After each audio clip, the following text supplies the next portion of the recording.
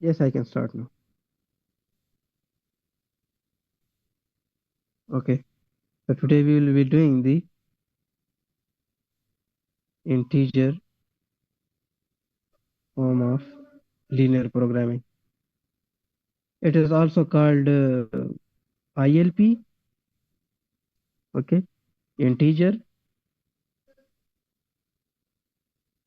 linear and P for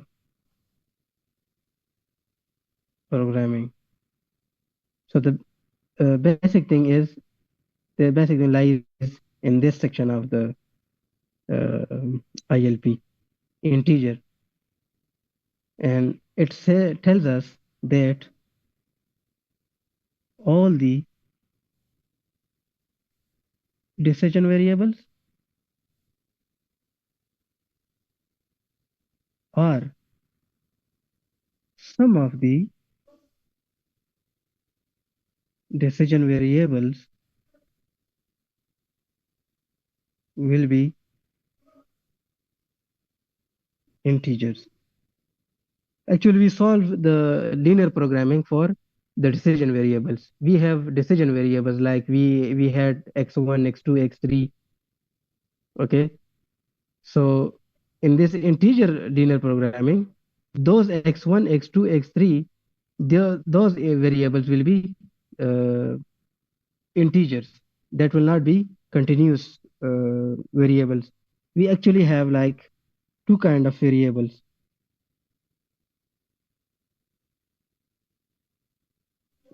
A variable can either be continuous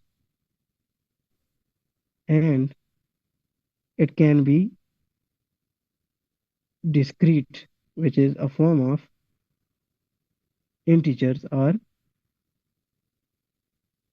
binary. Okay, so by continuous we mean that it can attain value of 0 0.1, 0 0.2, 0 0.3, etc., etc. The value can be in fractions like 1 over 2 or 0 0.5, 5 by 2 or 2.5. You see? So these are the two kinds of variable. The first one is continuous. Continuous means that it can have a value of like in fractions. It can be 1 over 5, it can be 1 over 2, it can be 1 over 3, it can be 5 by 7. It can be anything. Like it can be in fractions like 0 0.1, 0 0.2, 0 0.3, and so on, 7 up to 7.5, 100.5, 100.7, 1000.8, you know?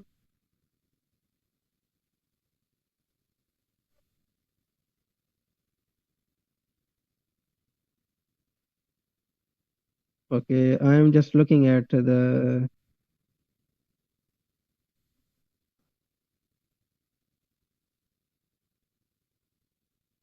your copy. Yes,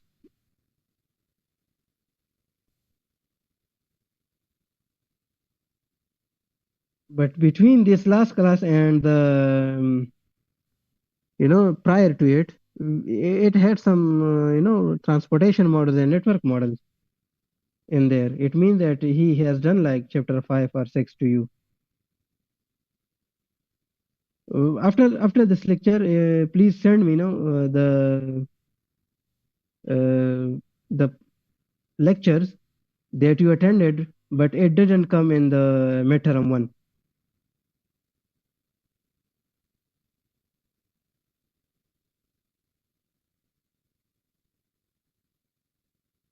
Okay, send me syllabus, so I will look at it and I can just start like what the teacher is actually doing. Yes. So these are the two kind of variables, the continuous one and the discrete one. The continuous can attain a value of fraction or it can be in decimals. Okay. In discrete, it can either be like it can't be, we can say that it can't be in fractions. Okay, it cannot attain a value of 0.1 or 0.2 or something like that. It will be either 0, 1, 2, 3, and up to infinity. It can attain a value of 0, 1, 2, 3. It will be a whole number actually. Whole number. The value for this variable, the discrete one or the integer one, will be a whole number. Then the integers have another, you know, section of it, which is called binary. Okay, so the binary will have either value of 0 or 1. Only two values. It has only two values binary. While integer has an infinite number of values, but it can be a whole number only. It cannot be a decimal or in fraction form. For example, uh, like we want to optimize weight of certain product. Okay, so the weight of the product can be like 1.5 kg, 1.6 kg, 0.5 kg, 0.8 kg. So this is a continuous form of a variable. But if you want to know that how many machines do you require, so you cannot say that we require 1.5 machines. Either you will require one machine or you will require two machines. You understand what I mean by integer and continuous now? Yes. So this is how we deal with it. A continuous is like, you can have a fraction value, but in discrete or integer one, you can have only a whole number of value. It will not be a discrete, it will not be in fractions.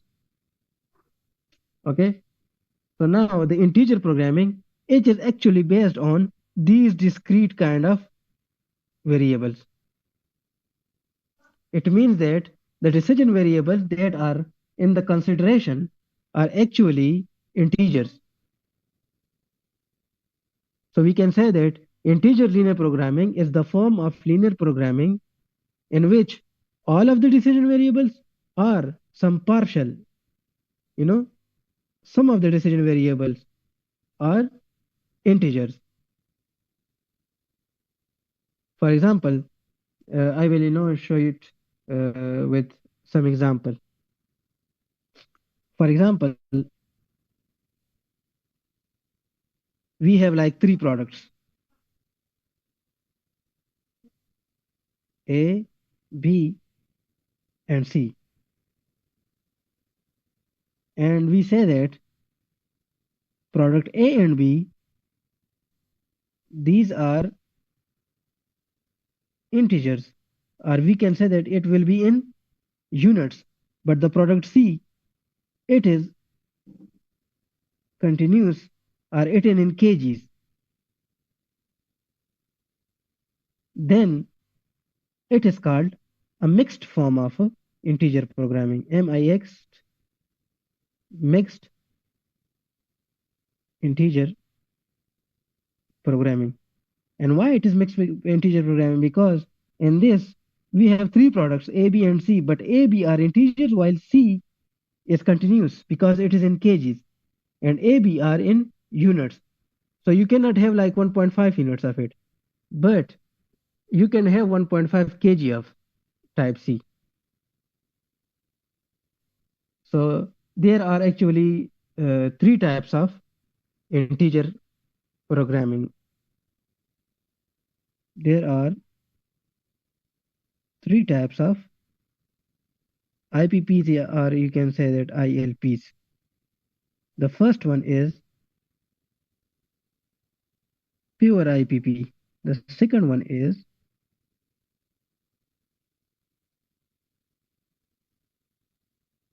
mixed IPP. And the third one is, we can call it 01 IPP, or we can call it binary IPP. So these are the three kinds of integer programming models. In pure IPP, as the name suggested, in pure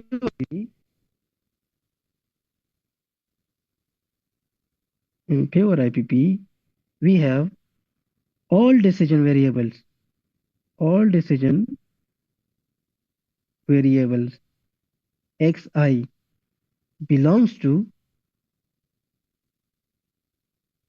integers, or integer is denoted by z, and we can say that for all I is equal to 1, 2, 3 up to n. Do you know the annotation of it? Or should I explain it? Yes. This is belong to integer. Integer is denoted by z. And this is for the pure IPP is when all the decision variables, all of the decision variable, for example, we have xi is equal to from 1 to 5, like 5, x1, x2, x3, x4, x5. So we have all of these decision variables belonging to integers, like it can have a value of 1, 2, 3, 4, 5, 6 up to infinity, but it cannot have a value of 0 0.1 or 0 0.5 or 0 0.7 in fraction. So, yes, the basic variables. Yes, the basic variables or the decision variable xi, those belongs to integers class, which is z, and this inverted a it means that for all I is equal to 1 to 3 up to n. It means that x1, x2, x3 up to xn will belong to integer c.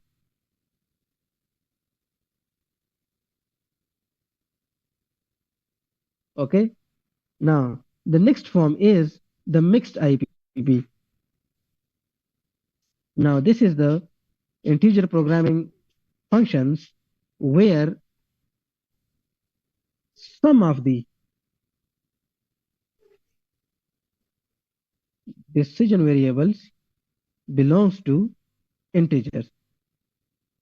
So we can say that xi belongs to z, but not for all I is equal to 1, 2, 3 and up to n.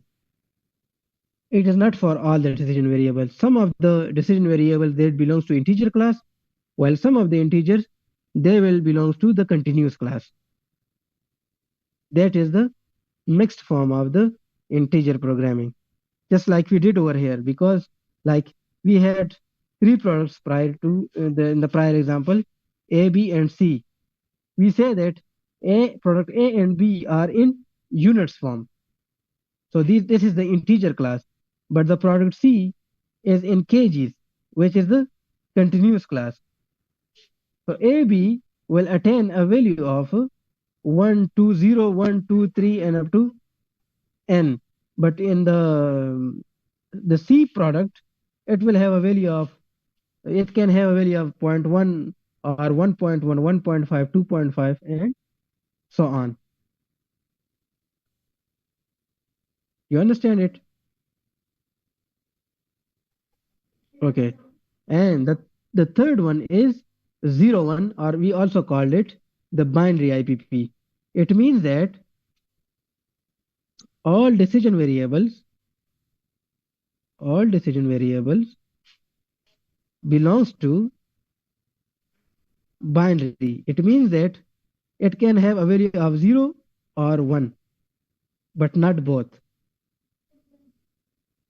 For example, we are evaluating, like we want to expand our production. For example, we are a manufacturing firm that is producing three products. We are producing chocolate milk, we are producing coffee, cold coffee, and we are producing cold tea. But now we want to expand and we want to, introduce chocolate milk, and we want to introduce vanilla milk and one other product, like some kind of, for example, yogurt is a third product that we want to introduce. Now, in the three products that we want to introduce, we want to know which one to introduce. We want to evaluate the three products based on their performance, like profits or costs, and we want to introduce some of them. In this case, we will use the binary IPPs. Like we have three projects and we want to, do one of the projects in these three. In this case, we will choose binary IPPs over the other two.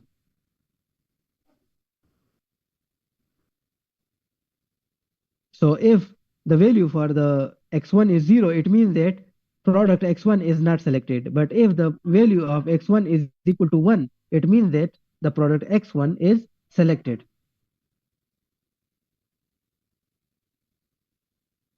You understand what I'm trying to.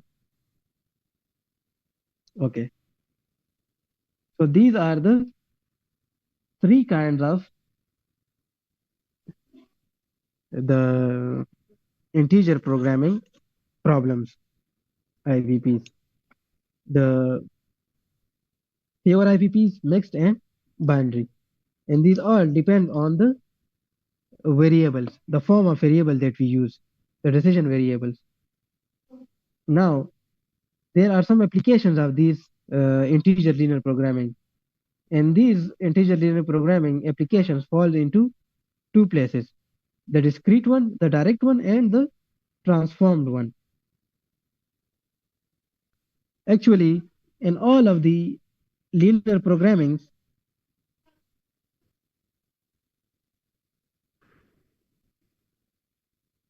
it deals with and kind of constraints. For example, we have two products, x1 and x2 are the two products. In constraint, we say that, for example, the cost for x1 is equal to $5 and cost for x2 is equal to $7. Now this is the and kind of constraints. We are considering both of these products in this programming model. And actually linear programming deals with and kind of the constraints. It considers all the decision variables. So this form is called the direct form of IPP, integer programming problems, the direct form in which there is and kind of constraint. For example, we want to find the number of machines for a project to be completed. Okay, so this kind of integer programming is direct integer programming. But if we have like some sequence of the, for example, and then we'll have like transformed problems.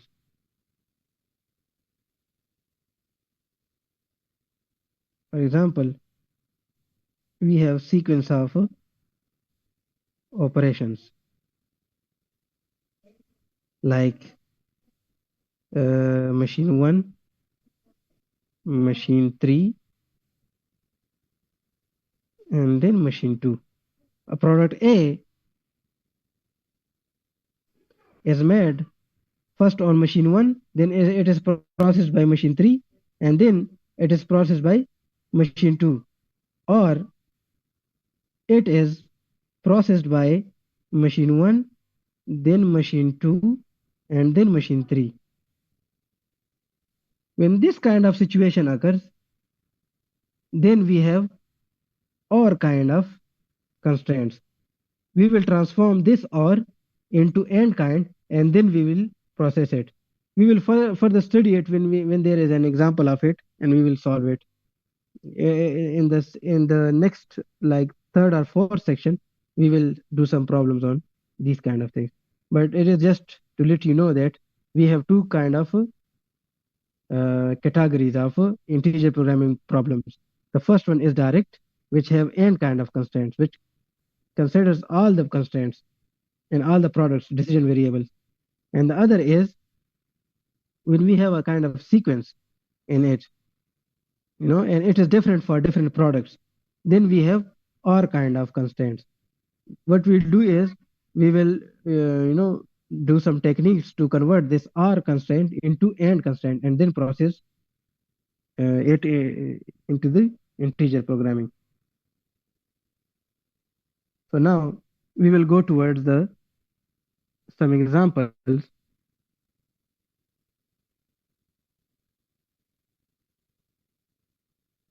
like how the integer programming actually works.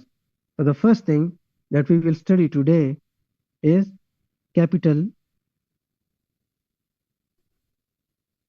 budgeting problems.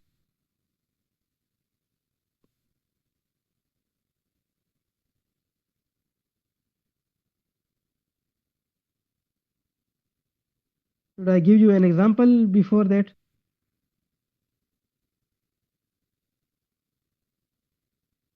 Okay, I will give you an example before going towards the capital budgeting, and then we will. For example, we have three products A, B, and C. So we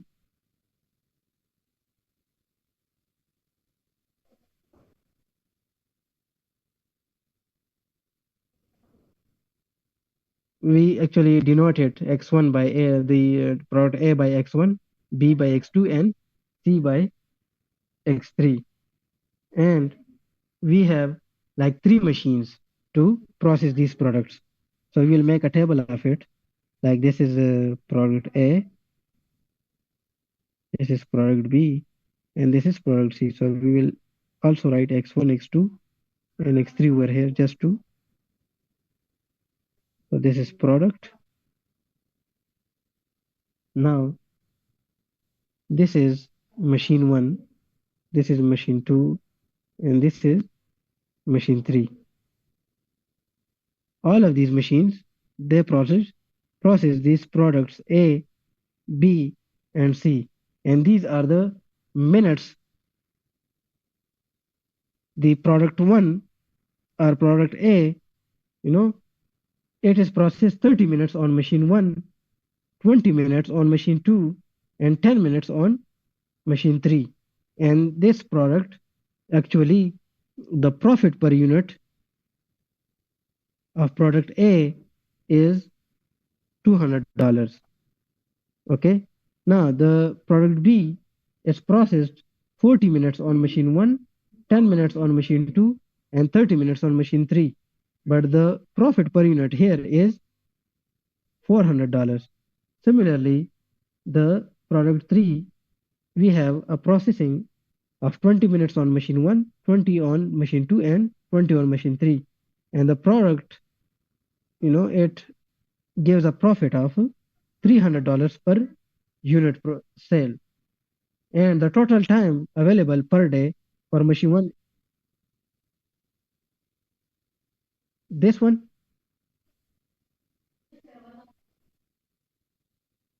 no, it is not available in this book actually. I took it from some other book. I will put the reference of it. When I send you the PDF, inshallah, I put the reference of it. I took it from another book.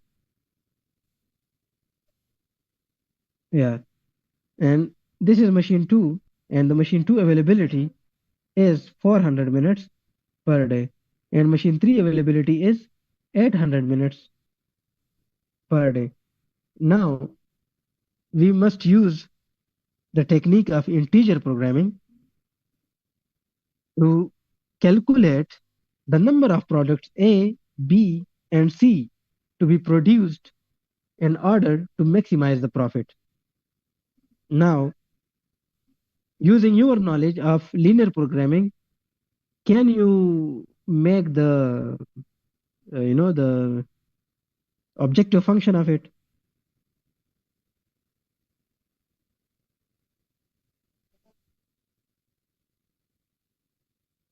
We have three products A, B, and C. A is denoted by x1, B is denoted by x2, and C is denoted by x3. and the profit per unit is 200 for x1, 400 for x2, and 300 for x3. So please use your knowledge of linear programming. Yes, but objective function.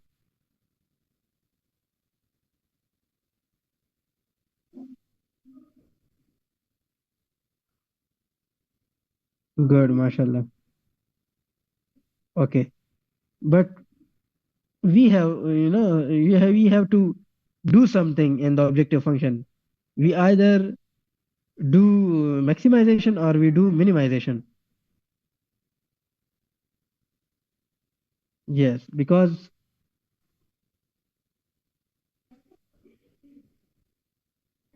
we have profits involved over here. If it were cost, what will we do then?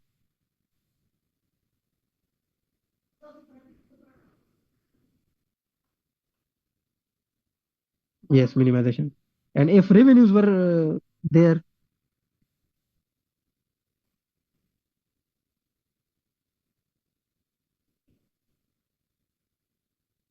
yes, great.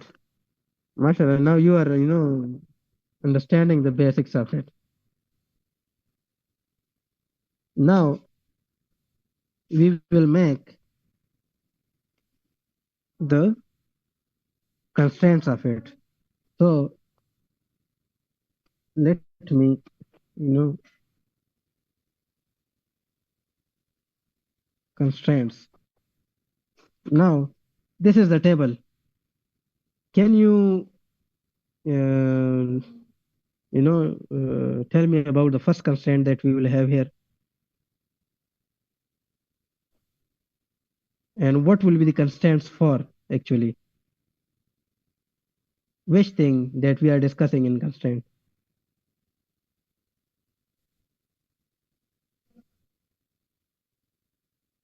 Yeah. So the first constraint will be for constraint. Yes. Yes. Constraint is always for resources. So we have three resources over here: machine one, machine two, and machine three. So the first constraint will be for machine one. This constraint will be for machine one, and we know that we have like the time in consideration, the time consumed for each product at each machine. So the first constraint will be for machine one. Now please, do the math, the algebra. Yes, 30x1 plus next. What we will write next to 30x1?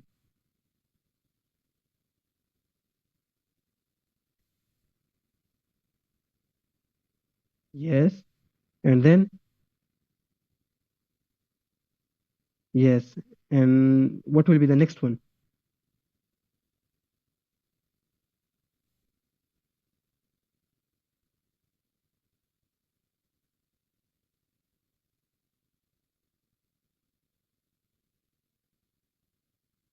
Yes, less than or equal to 600. So you will have, because these are the available minutes, total available minutes. The 600 is the total available minutes, less than or equal to 600. Similarly, we will do it for machine 2. For machine 2, we will have 20x1 plus 10x2 plus 20x3 less than or equal to 400.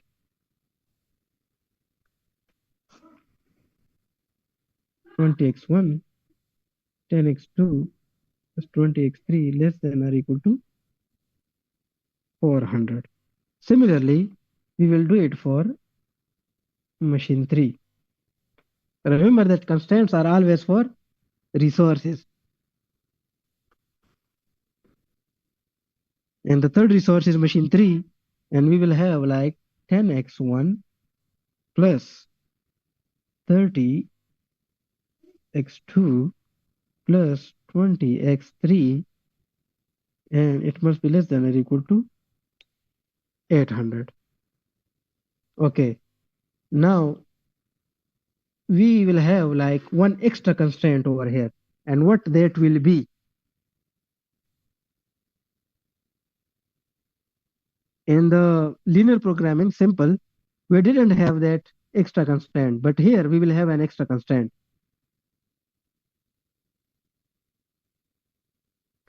And that constraint will be, that is for all, that is for all. This is the extra constraint, that x1, x2, and x3 are integers that belongs to Z class. Yeah, that is how we define that it is integer programming and it is not some continuous programming.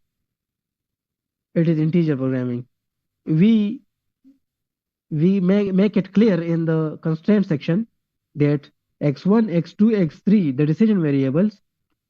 We can also say that we can define, for example, we want to have like product A and product B are only integers. So we can say that x1 and x2 belongs to Z and x3 is greater than or equal to 0. I will do it in Torah for two different, for pure integer and mixed integer. And then, we will check the answer of it and we will, analyze it. Okay. And the final is that x1, x2, x3 must be greater than or equal to 0, the non-negativity. So now we have modeled the complete problem. Now we say that x1, x2, and x3, all the decision variables belongs to Z class. So this is pure IPP. Okay, this is pure IPP. Now what if we say x1 and x3 belongs to Z and x1, x2, and x3 are greater than or equal to 0? What form of integer linear programming that will be?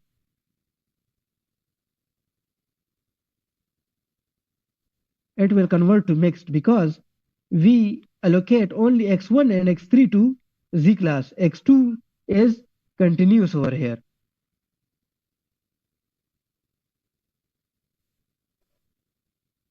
So it will,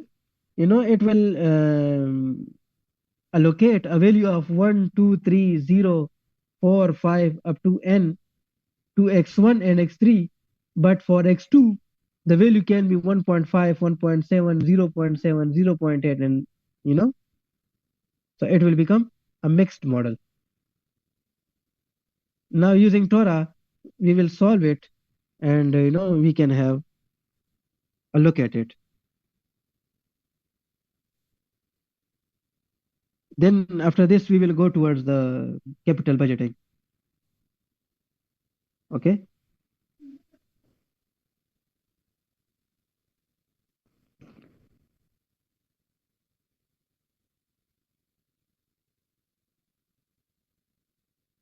Yes, we can, I will. Here we will now use integer programming. Okay. It is the fourth one, integer programming. Yes. Select new problem, go to input screen. Here, for example, we name it as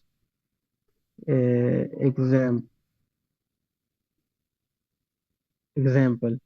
Now we have three decision variables and the number of constraints are 1, 2, and 3 actually. Now, for example, the x1 we represent is by p1 product 1, x2 is product 2, x3 is product 3. Now the objective function is maximize z is equal to 200 x1 plus 400 x2 and 300 x3. Now the constraint 1 is 30, 40, and 20. 30, 40, and 20, and it is less than or equal to 600. The constraint 2 is 20, 10, and 20, it is less than or equal to 400. The constraint 3 is 10, 30, and 20 minutes less than or equal to 800 minutes. Now here, the lower bound is 0, and the upper bound, we will change it to 1.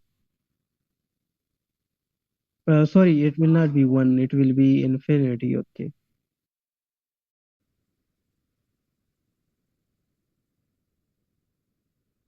How we put the problem, we put the objective function, all the constraints.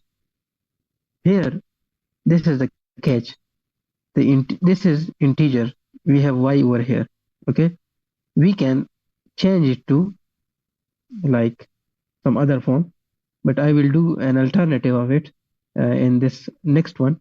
In this one, we will use the pure, IPP model. Okay, and we will go to the solve menu. For example, you want to save the data. This is, for example, this is example. I will save it. I will solve problem and go to the output screen. Here, we will use the automated branch and bound. Okay, so now this one is the final result. So what are the final results for the final results for pure form is $7,600 as a profit Z, okay, and x1 is equal to 0, x2 is equal to 7, and x3 is equal to 16,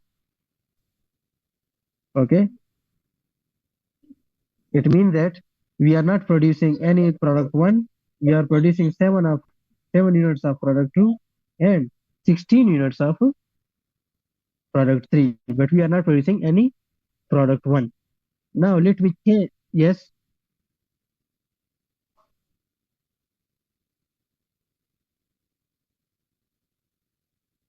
Yes, I will go back and do it again, redo it. Okay. This is the function to go back. This is we modify the results or input data. Okay. I will put it. This is the screen that we were on like when we started it. Okay. This is thing already how to put the data and all. Okay. Yes. I will go to the solve menu. Okay.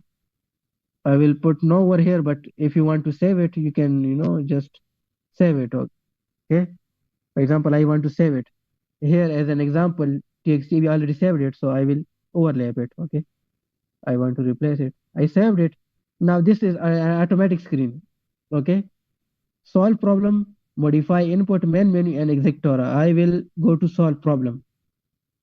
Okay. And I will go to the output screen.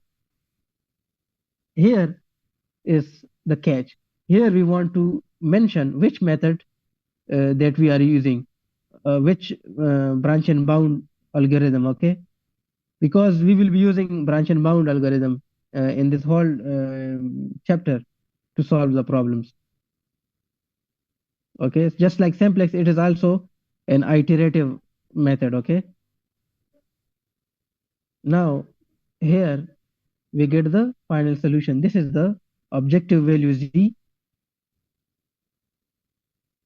okay. X1, or we denoted it by P1. Product 1 is 0, product 2 is 7, and product 3 is 16, and the objective function value is $7,600. Okay. Now what if we want to make it a mixed integer programming? Then I will show you how to make it mixed integer programming. If the teacher asks you in an exam that x1 and x2, for example, you are given like 3 products, but he says that only product 1 is integer and product 2 and product 3 are not integers, then you can change it in the Torah like this. I will go to the modify data. Here, for example, x1 is integer, x2 is also integer, but x3 is not integer. We will go to dict section of it and I will press n. Okay.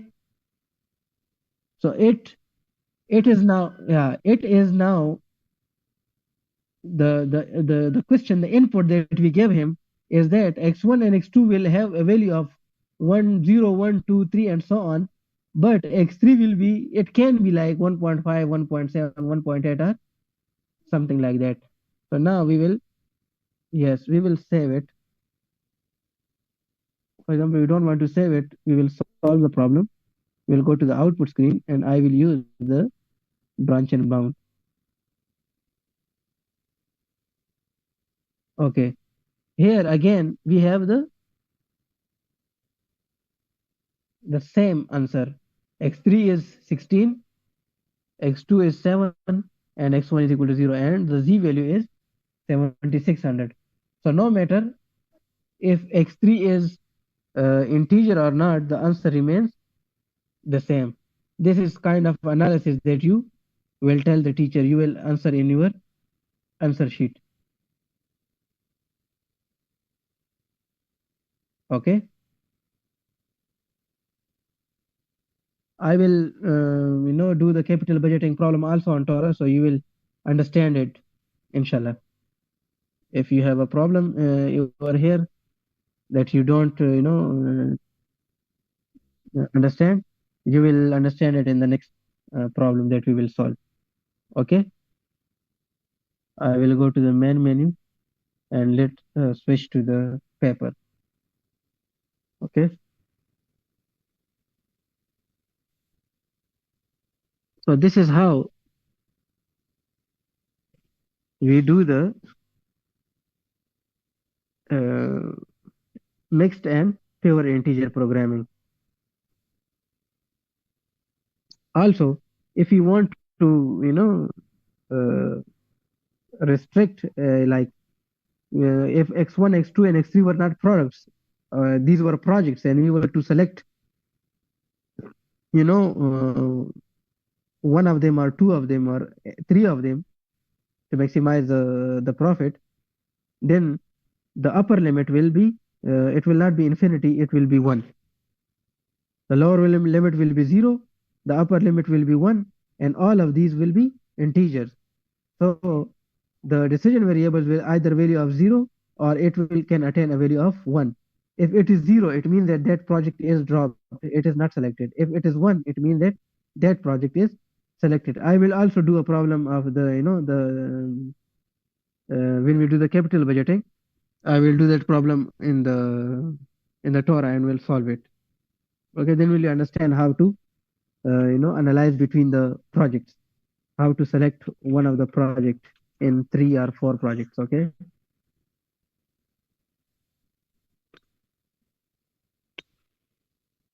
So we will now go to the capital budgeting. Capital budgeting is actually a decision making process. Okay.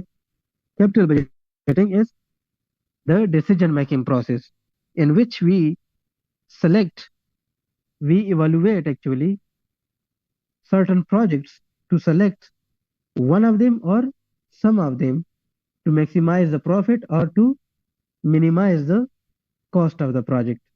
So we will be given like some projects like project 1, 2, 3, 4, 5 up to n number of projects, and we will be given some data of the cost of it and the revenue that it can generate yearly, and then will we be evaluating these projects based on their performances, and we will say that okay, do project 1, 2, 3, and 4, but do not do project 5, or do project 1, 2, and 3, but do not do the project 4 or 5. It will, the answer will come out of the Torah. It will be automatically selected. Okay. So capital budgeting is when we have some limitations in the budgeting. We, for example, we want to, buy like for example, one car, but we have option of like three cars in the same budget.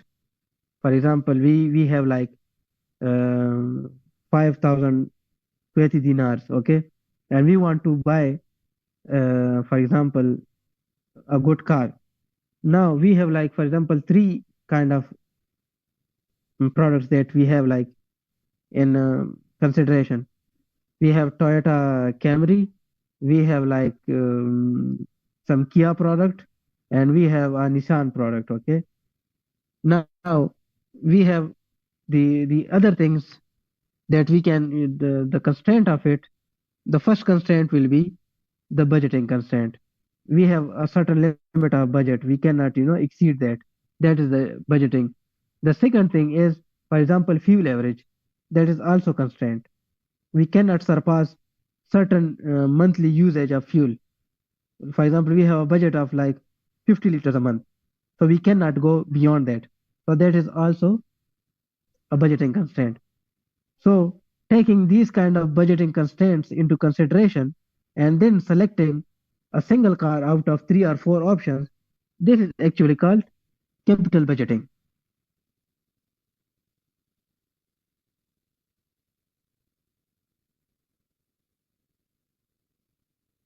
You see, you understand it, how we deal with it.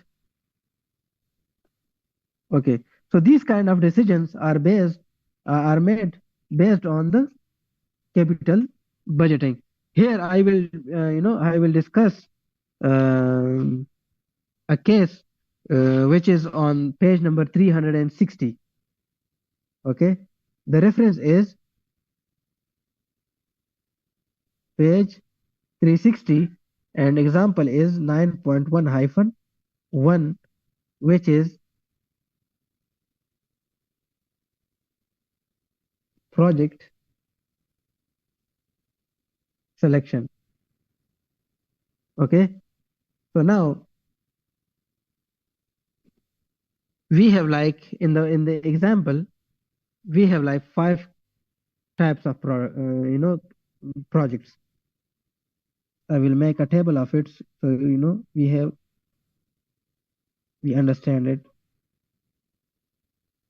better, we can read better.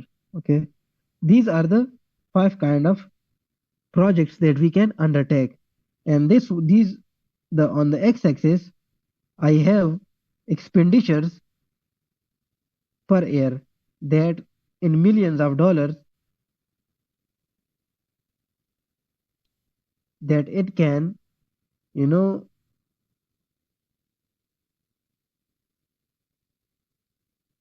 the life of each of the project is 3 years.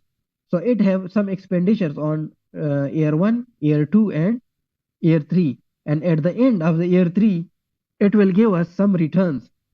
Returns means that it will give us some revenue, and it is also in millions of dollars. Okay, now the project 1 on year 1, it has an expenditure of $5 million and expenditure of $1 million on second year and $8 million on third year. Okay, and at the end of third year it is giving us $20 million as a return.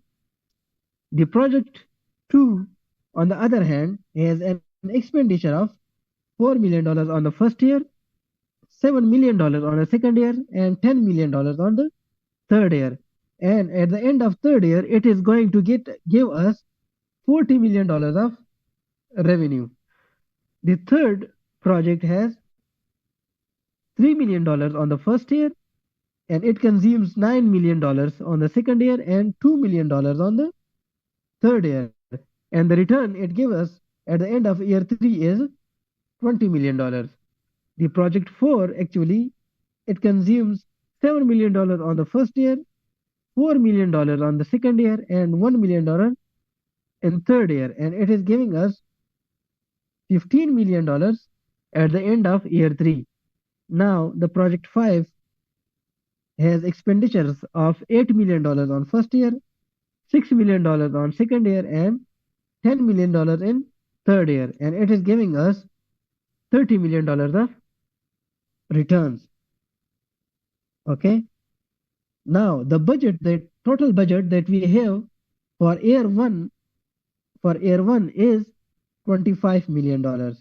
For year two, we also have a budget of $25 million. And for year three, we also have a budget of $25 million. These are the budgets, the maximum that we can, the maximum expenses that we can afford at each year, $25 million each year.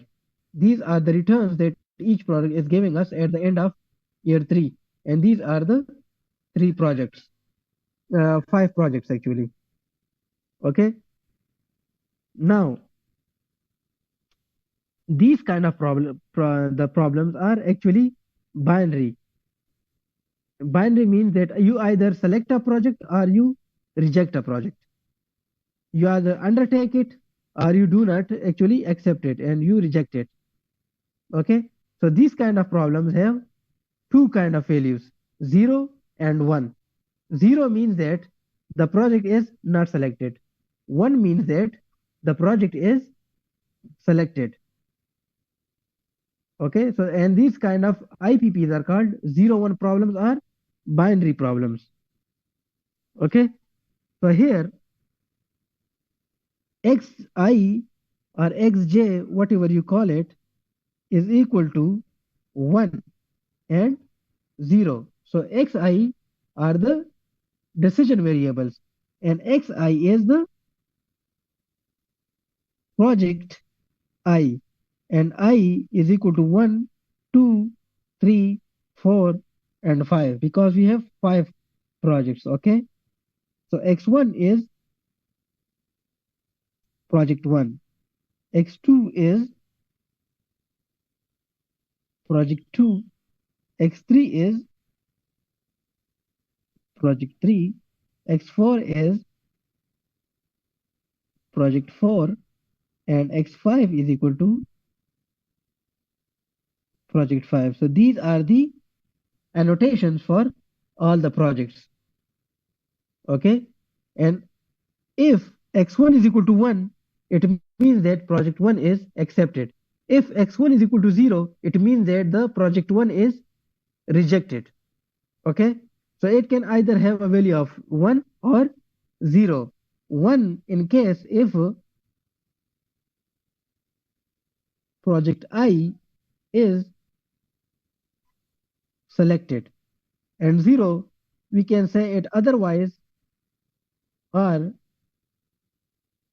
project I is rejected. Okay, now we will make a mathematical model of this ILP, and then we will solve it using Torah. Okay, so now you have the complete table, you can see it. So please, if you can help me with the the objective function.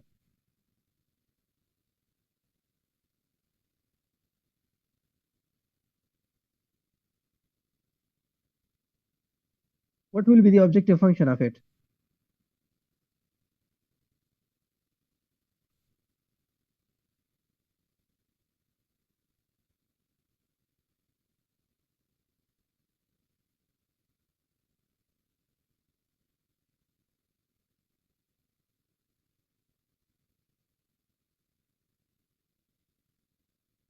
Yes, yes.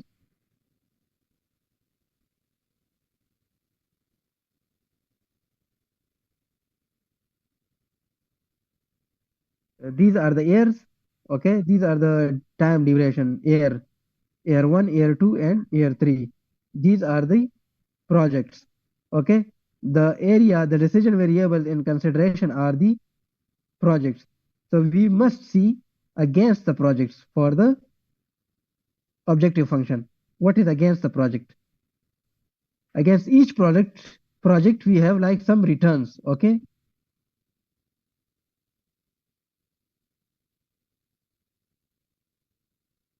Yes, it is revenue or profits, you can say. So the objective function will be, yes, 20x1 plus 40x2 plus 20x3. Okay. And it will be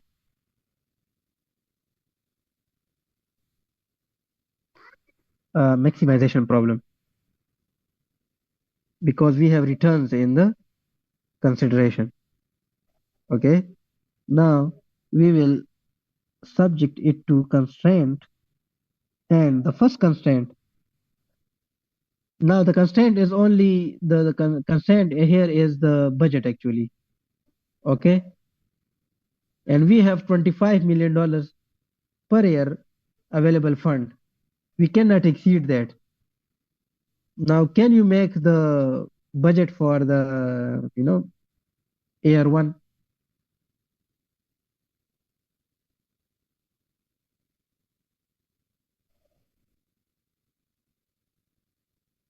See, we have like 5, 5x1 plus 4x2 plus 3x3 plus 7x4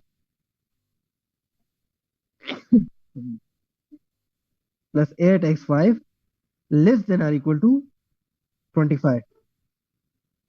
Yes. So that is how we will deal with the year one. So the year one budget will be 5x1 plus 4x2 plus 3x3 plus 7x4 plus 8x5, and which will be less than or equal to $25 million. So this is the budget constraint for the year one. Now we also have the budget constraint for year two, and it will be 1x1 plus 7x2 plus 9x3 plus 4x4 and 6x5 less than or equal to 25. Yes. So x1 plus 7x2 plus 9x3.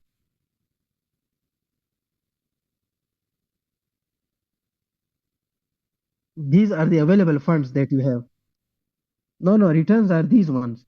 These are the available funds per year that company have. The company have allocated $25 million per each year, and these are the maximum expenditure they can afford.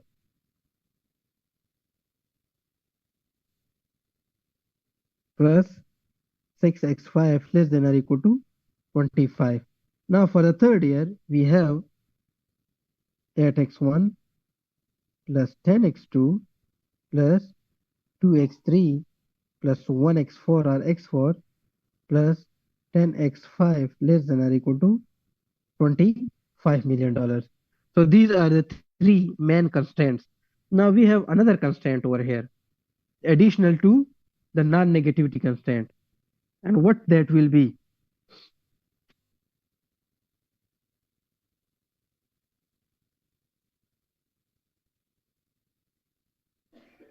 Yes, but special kind of integers.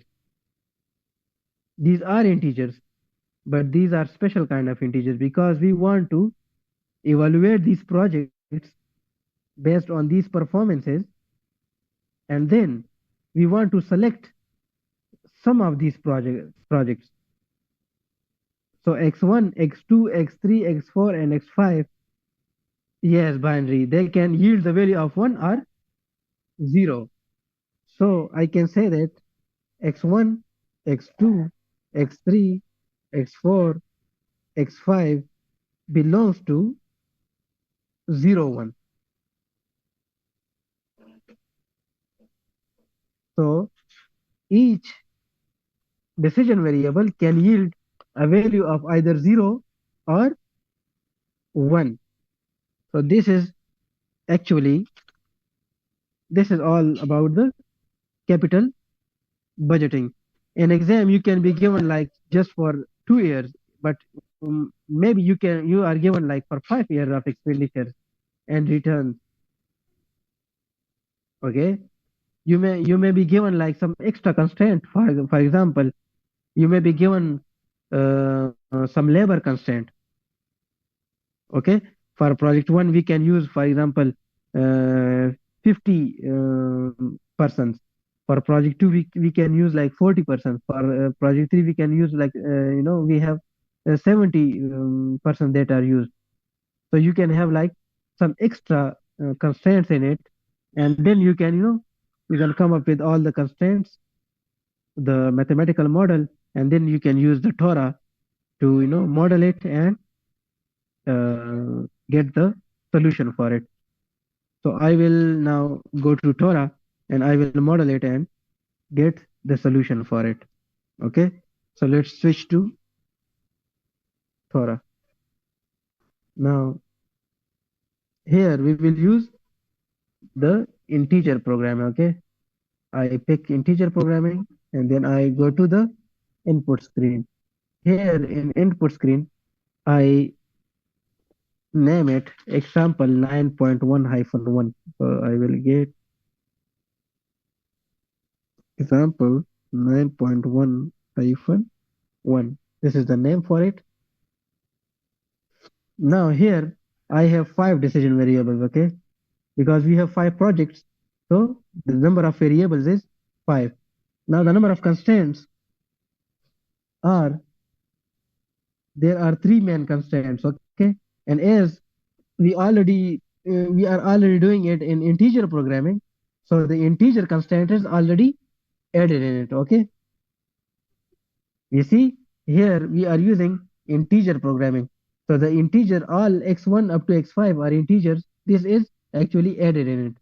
So you know, we do not want to add the number of constraint in this case, the integer programming one. That all are integers. We exclude it. We do not include it. And other than the integer one, we have like 1, 2, and 3 constraints. Okay. Now I press enter.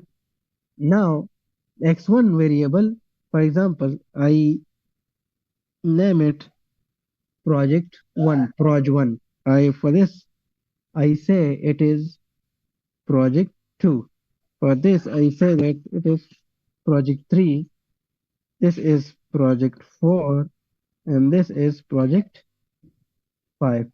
Now the objective function is maximization, and the coefficient for x1 or project 1 is $20 million.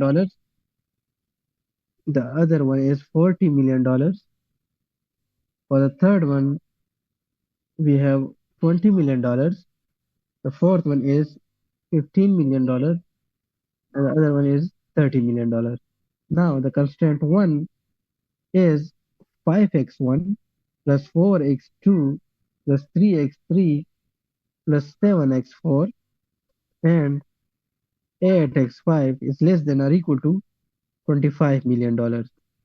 I will go to the second constraint. The second constraint is 1x1 plus 7x2 plus 9x3 plus 4x4 and 6x5 less than or equal to $25 million. The constraint 3 is 8x1 plus 10x2 plus 2x3 plus 1x4 and 10x5 less than or equal to $25 million. Now, as we know that the variables actually, these are binary, okay? So the lower bound will be 0, but the upper bound here, we will erase the infinity and make it 1 for all. So we got 1, 1, 1, 1, 1. We made the upper bound for all these equal to 1, and all of them are integers. So now it cannot have a value of 0.5 or 0.7 or anything like that. So it will either have a value of 0 or a value of 1. Okay. Now we will go to the solve menu. We will save the data. and I will save it like, for example, this is the capital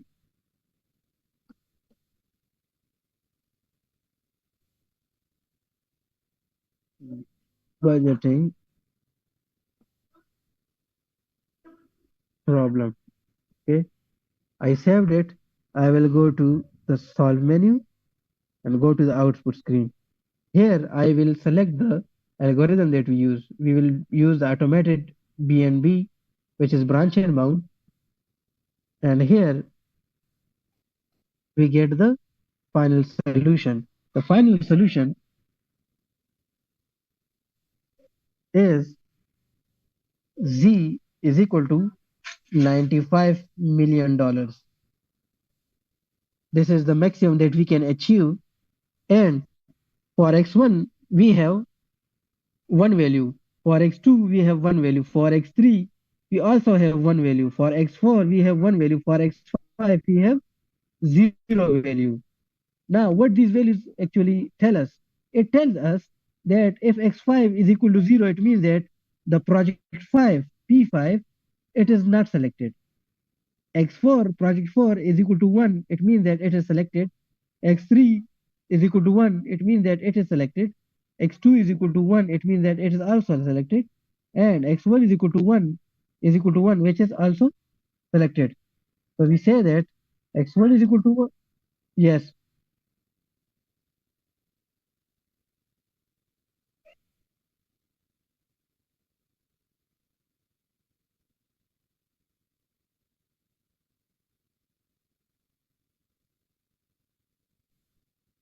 we read it both actually. Okay, I will tell you like these. You see this is written 3, 5, and 12.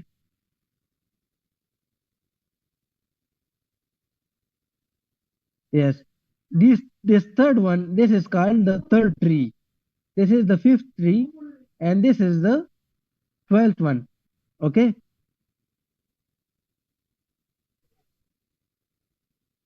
you will understand it when we will do the branch and bound method. Okay, you will then understand it that what is this sub problem refers to. Okay, but you don't need to read it. Actually, you just read the last row. Okay, you see that here that the objective value is 95 found at iteration 12. So this is the number of iteration. This is the 12th iteration that we found the the optimal value. On the third iteration, we got $85 million. Okay, on the third iteration, and only project 2, 4, and 5 were selected. Then we made another iteration. Okay, on iteration 5, we found we actually the results were improved. We found $90 million, and we selected project 2, 3, and 5.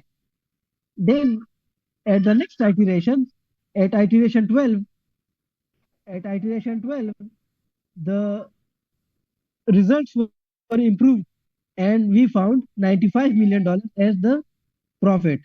And for that, x1 is equal to 1, x2 is equal to 1, x3 is equal to 1, x4 is equal to 1, and x5 is equal to 0.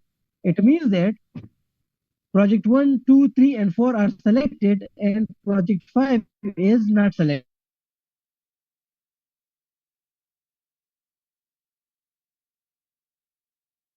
in the iteration.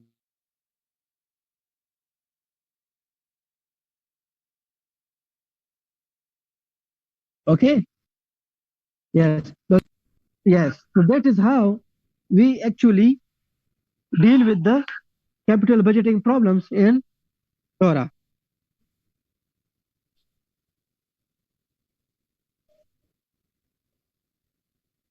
So for this, we have x1 is equal to 1, x2 is equal to 1, x3 is equal to 1, x4 is equal to 1, and x5 is equal to 0. It means that project 1 is selected. It also means that selected, selected, selected, And this one, the final one, is rejected. You can put these values in the objective function that we have over here. 20 into 1 plus 40 into 2. 20 into 1 is equal to 20. 40 into 1 is equal to 40. So 20 plus 40 is equal to 60. Plus 20 into 1 is equal to $80 million. Plus 15 into 1 is equal to $95 million. Plus 30 into 0. So the answer is $95 million. So we select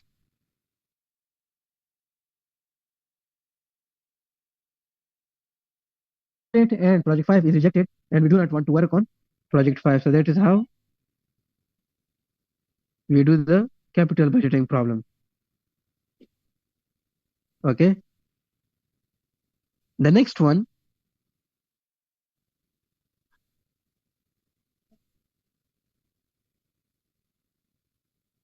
and for example, if I change these, I modify this problem actually, and I select that the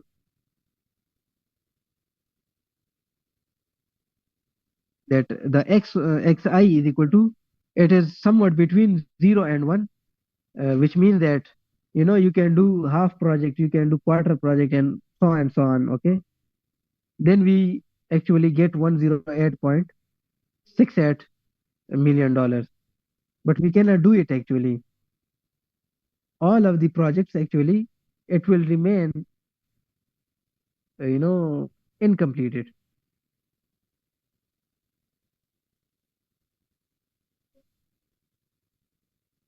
You understand my point?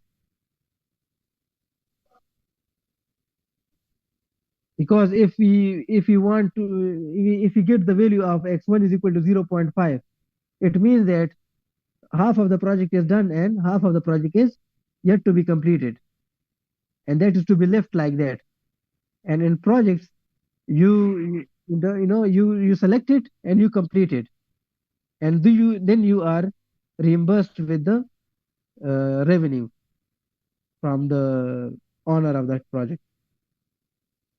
So we cannot do half projects. We either complete it or we do not select it. Okay, so now 9.12, we,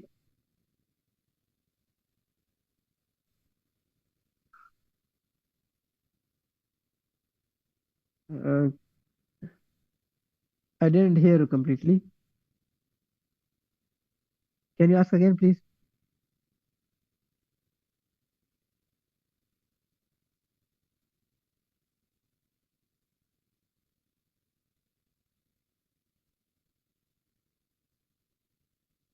No, no, no. This is one rejected. It means that you complete 4 projects, but you do not touch this one. You do not select it. Like you have option. Yes, it is not selected. You have you have an option between 5 projects to select. So you select 1, 2, 3, and 4, but you do not select project 5. So you are working on only 4 projects.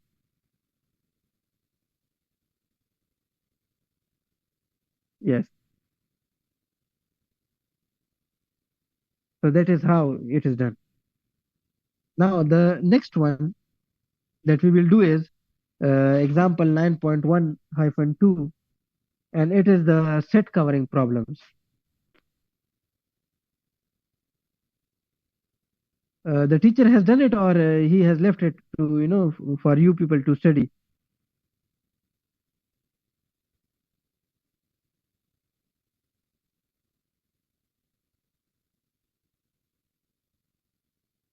Yeah, this one. This one.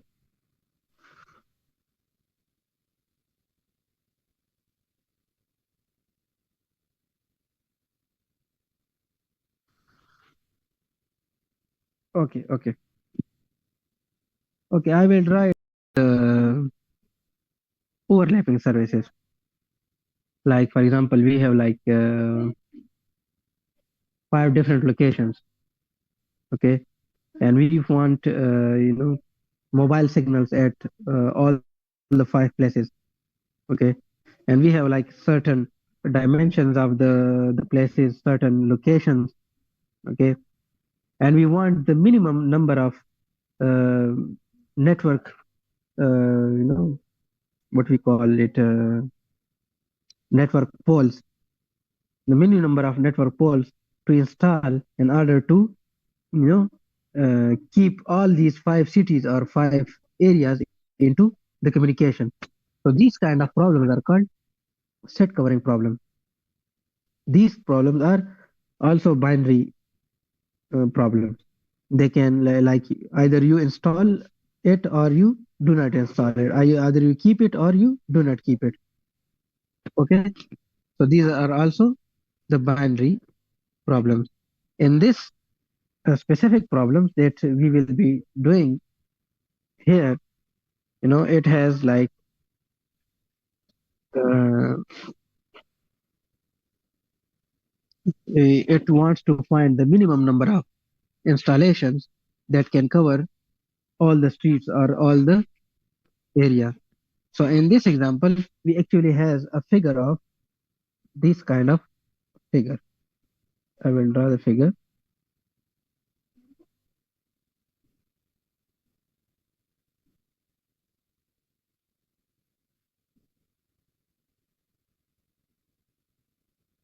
This is point 1. This is node 2. This is node 3.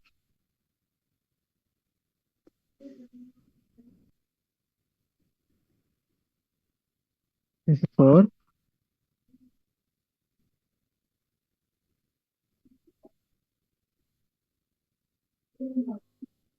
This is node 5.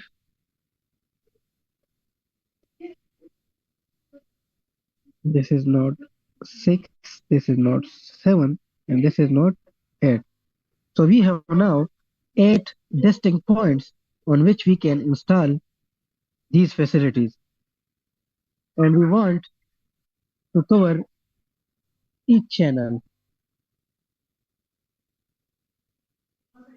Like if we install point 1, it means that it is also covering point 2. If we install at point 2, it can cover point 3. But if we install at point 3, it will cover point 2 and we do not need the facility at point 2 then. If we install at point 1, we do not need to install at point 2. So this is the case over here. This is the street A. This is street B, street C,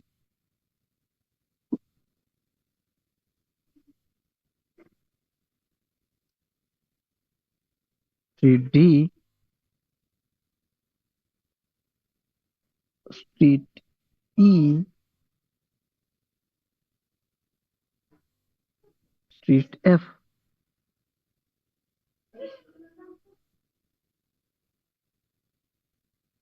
street G,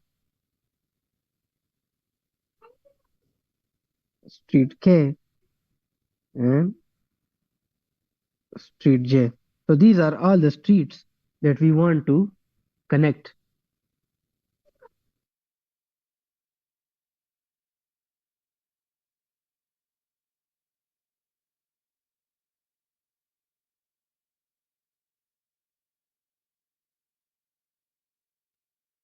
Okay.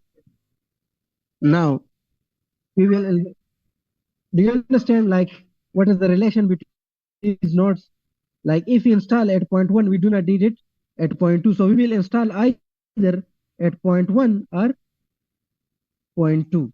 Similarly, we will install either at point 2 or point 3 and so on, like point either at point 3 or point 5, either at point 4 or point 5, either at point 2 or point 4, either at point 4 or point 7, either at point 7 or point 8, either at point 8 or point 5, either point 7 or point 6, either point 1 or point 6. So all of these points are actually in relation to each other, and those points which are directly connecting to each other, we need the installation to be placed on only one location at one point.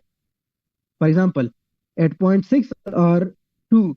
So this is the street connecting point 2 and point 6. So if the system is installed at point 2, you do not need it at point 6. That you need to understand regarding the set covering problems. Okay. So let's xj is equal to 1 or 0. As these are binary, either you install the facility or you do not install the facility. So it will be have one value if here the facility is telephone. We can have the facility like camera. We can have like a mobile network booster. You can have anything like that, but it must be like some facility that is covering some area. So in this case, we have like a telephone that is installed at intersection. So one means that telephone is installed. 0 means otherwise are not installed. Now we have 8 different points. So xj is equal to x1, x2, x3 up to x8. We have 8 different points. So these 8 different points are actually the decision variables. Okay. Now we want to install a facility. So what will be the objective function for this?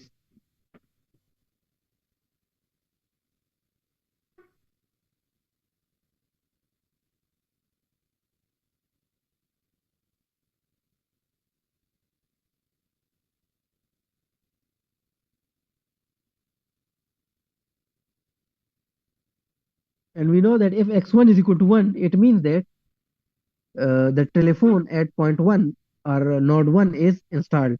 If x2 is equal to 1, it means that the telephone at point 2 is installed. So we need to come up with the objective function. The objective function will be a minimization one, because we want to install the minimum number of facilities so that it can cover the whole area. So the objective function is minimize z is equal to x1 plus x2 plus x3 plus x4 plus x5 plus x7 plus x8. Now, after solving this, each of these variables will have certain value. It will be either 1 or it will be 0. Okay. So the variables with one value, it means that we install at those points, and the variable with value of 0, it means that we do not install at those points. Okay. You only need to understand is that we either install at point 1 or point 2. You need to see the figure accurately. You need to understand the figure. Now similarly for point 2 or 3, we either install at 2 or at 3. We cannot install at both the locations. Okay. Now we will make the constraints for it. Okay. Now there also be a case like we install at point 1 and point 2 also, and that is how the thing is that if we install at point 1, it will also be used by point 6, and if we install at point 2, it will also be used by point 4. So this is also there is also a possibility that both of these points can be installed. Okay, but if we ignore all the others and we just take point 1 and point 2 and point 3 like that, then either we install at point 1 or point 2. But as we know that we have a relation of 4 with 2 also and relation of 6 with 1 also. So this means that we can install at point 1 and point 2 at both these points consecutively because it has a relation with 4 and 6 over here. Then we will not install at point 6 and point 4. You understand it? Okay. So now taking these relations, all of these relations, we have the first relation is x1 with x2. So we say that x1 plus x2 must be greater than or equal to 1. It means that either x1 is selected or x2 is selected, or we can select both of these because it is greater than or equal to 1. Okay. Similarly, point 2 and point 3, we have x2 plus x3 greater than or equal to 1. It means that we can either choose point 2 or point 3, and we can also choose both point 2 and point 3 for point 4 and point 5. Okay. Now going this word, like we will go from this and this and this, we will go to toward this again. We will make a loop out of it. Okay. Now 2 has also a relation with 4. So x2 plus x4 is greater than or equal to 1. And 3 also has a relation with 5. So x3 plus x5 is greater than or equal to 1. Now x1 also has a relation with point 6. So x1 plus x6 is greater than or equal to 1. Point 2 has also a relationship with 6 because this street F also connects point 2 with point 6. So either x2 or x6. Okay. Now we have covered 1, 2, 3 and 6. Now we will go towards point 4. Now x4 has relationship with 2, which is already covered over here. So we are not going backwards, we are going forward. Now 4 has relationship with 5 and 7. So x4 plus x5 greater than or equal to 1. Now x4 has also relationship with x7. So we can say that x4 plus x7 is greater than or equal to 1. Now going towards 5. 5 also has a relationship with 8. So x5 plus x8 is greater than or equal to 1 because we already did x5 with 3 and with 4. Here x4 and 5 and x3 and 5. So only one relation with of 5 with 8 was left. So we write over here x5 plus x8 is greater than or equal to 1. Now we have 2 points that are left. Relationship of 6 with 7 and 7 with 8. Now x6 plus x7 is greater than or equal to 1 and x7 plus x8 is greater than or equal to 1. And all xi belongs to binary for all I is equal to 1, 2, 3, 4, 5 up to 8. It means that x1, x2, x3 up to x8 are all binary. Okay. And xi must be greater than or equal to 0, because all of them are non-negative. So now this is the set covering problems that we just modeled. Do you understand the logic of it, or do you have any question regarding the logic? Yes.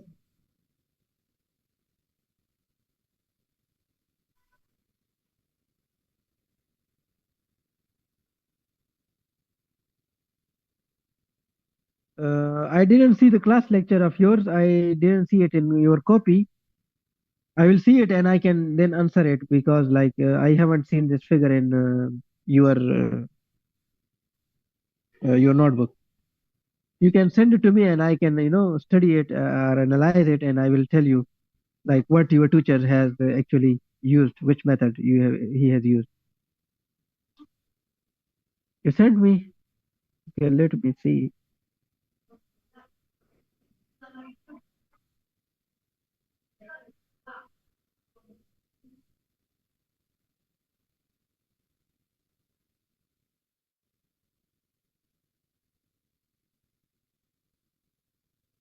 No, that is no, no, no, no. That is something else. That is something else. That is coming in the next lecture. That yes, that is coming in the next lecture. I will do it in the next lecture. That is the branch and mount method. That is a whole algorithm.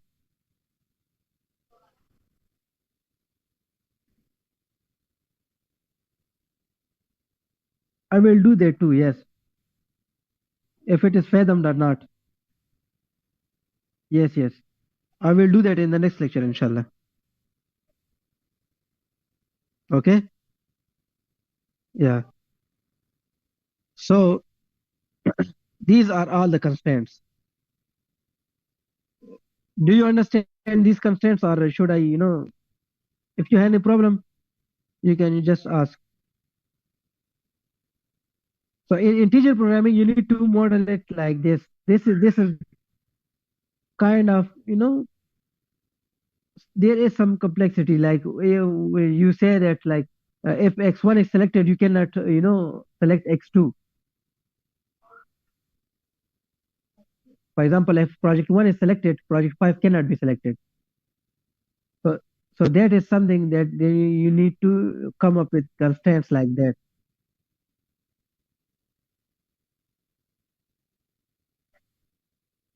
I did. Yes, yes. Okay. So now these are the constraints. Now I will go to the Torah model of it, and I will solve it, and it will give us a solution like at which point you need to install the telephone, so that it will cover the whole area, like which of these points are most effective. So I will go to the main menu. I will go to integer programming, select new problem, go to input screen, and it is 9.1-2. The page number is actually 362.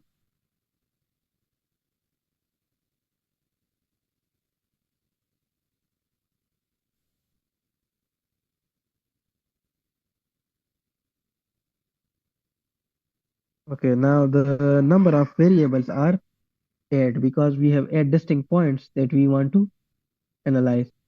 And the number of constraints are 1, 2, 3, 4, 5, 6, 7, 8, 9, 10, 11. 11 number of constraints. Now this is a big table to deal with. Now x1 means point,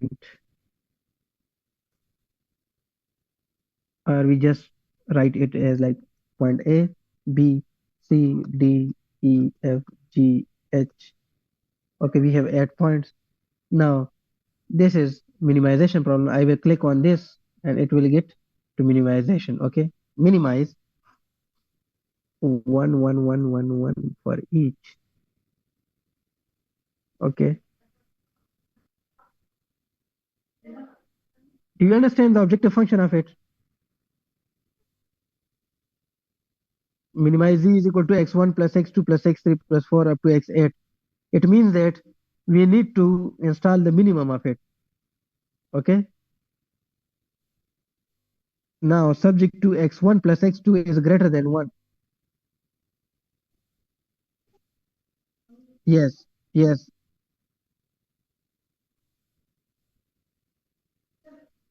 It asks for the minimum because it says that we need to install, the minimum number of telephones to occupy the whole space, that it can provide service to the whole area, yet it is cost effective.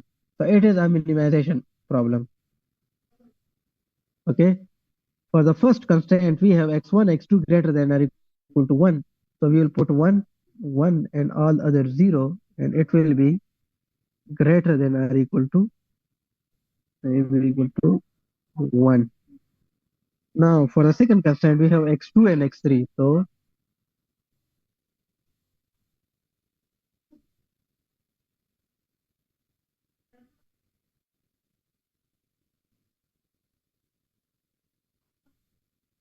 these are all greater than or equal to. So I will just, change it to greater than or equal to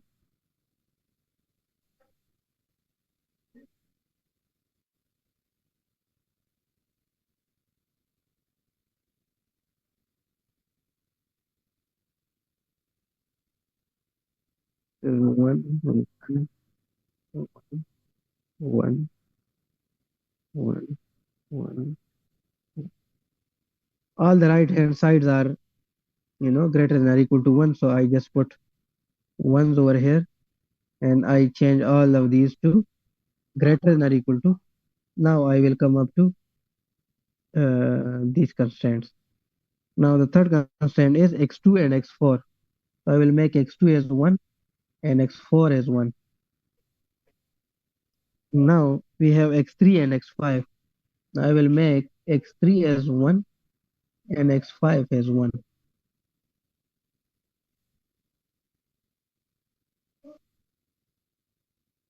Now the other constraint x1 and x6. So I will make x1 as 1 and x6 as 1. The constraint 6 is x2 and x6. I will make x2 as 1 and x6 as 1. Constraint 7 is x4 and x5. x4 and x5, 1, 1. 8 is x4 and x7. 1. x7 will be 1. x5 and x8. x5 and x8. x6 and x7. So x6 is 1 and x7 is 1. And the last one is x7 and x8, which is this one. This one. Okay. Now all of these are binary. So the lower bound is already 0. The upper bound is infinity. So we will make all of these as 1. To make the integer a binary, the lower bound is 0 and the upper bound is 1. That you need to understand. Okay. Yes. Now we will go to the solve menu and we will save the data as 9.1-2. We will go to solve, go to output screen, select the branch and bound method. So this is it is totally done in 2 iterations. Okay. And in 2 iterations, we have z value is equal to 4. It means that at 4 distinct points, you need to install the telephone. And the 4 positions are x2, which is equal to 1, x5 is equal to 1, x6 is equal to 1, and x7 is equal to 1. So these are the 4 points where you need to install the telephone and it will cover the whole area. Now I will put these points onto the same figure that we made, and we will see how these points, provide the services to the whole area. Now the solution is x2 is equal to 1. So we install 1 over here, x5 is equal to 1. We install 1 over here, x6 is equal to 1. We install 1 over here, and x7 is equal to 1. We install 1 over here. Now we see that if we install 2 at point 2, it is going to get you to provide service to point 3 as well as to point 1 as well as to point 4. And point 5, it will provide service to point 3, point 4, and point 8. Now installing at point 7, it will provide to point 8 and point 4. Installing at point 6, it will provide a service to point 1, point 7, it is already installed, point 2 is already installed. So these 4 points are the optimal points at which we install this facility and get all this area, all these streets to get the service of the telephone. So that is how we come up with the solution for such problems. Do you understand the solution of it?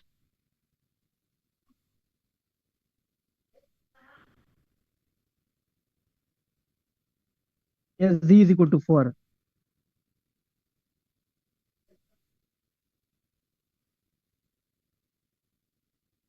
X6 and X7.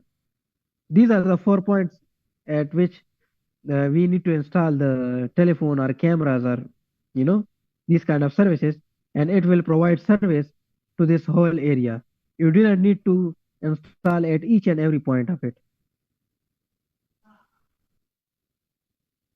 In exam, maybe the teacher give you like some extra constraint with it. Yeah, it can be cost or anything like that. He can attach a budget with it for installation, and it can he will want you to model the problem and use Torah to solve it.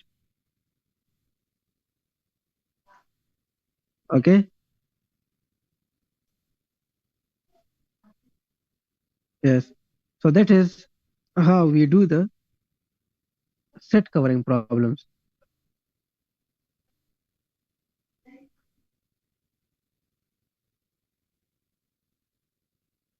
Yes, because we have like we are given certain area and they want to to provide service to the whole area, yet minimize the cost by installing the service at only fewer points.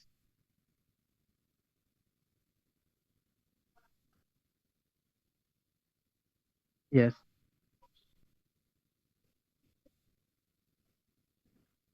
The other one is the fixed charge problems. If you want me to start it, I can start it too.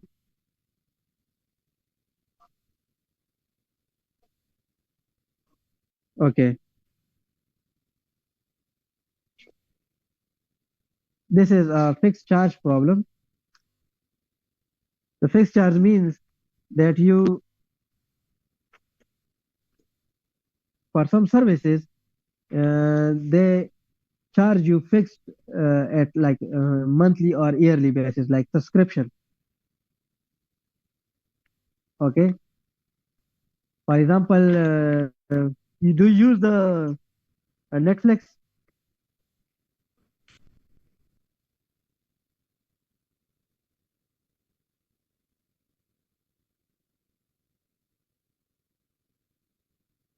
Okay.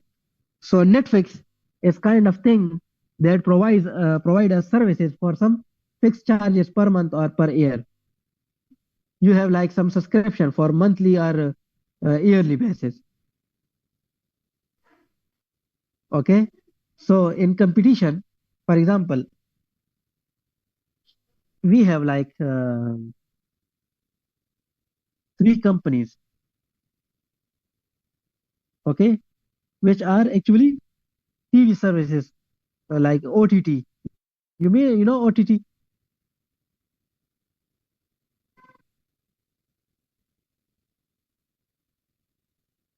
Yes, online theaters.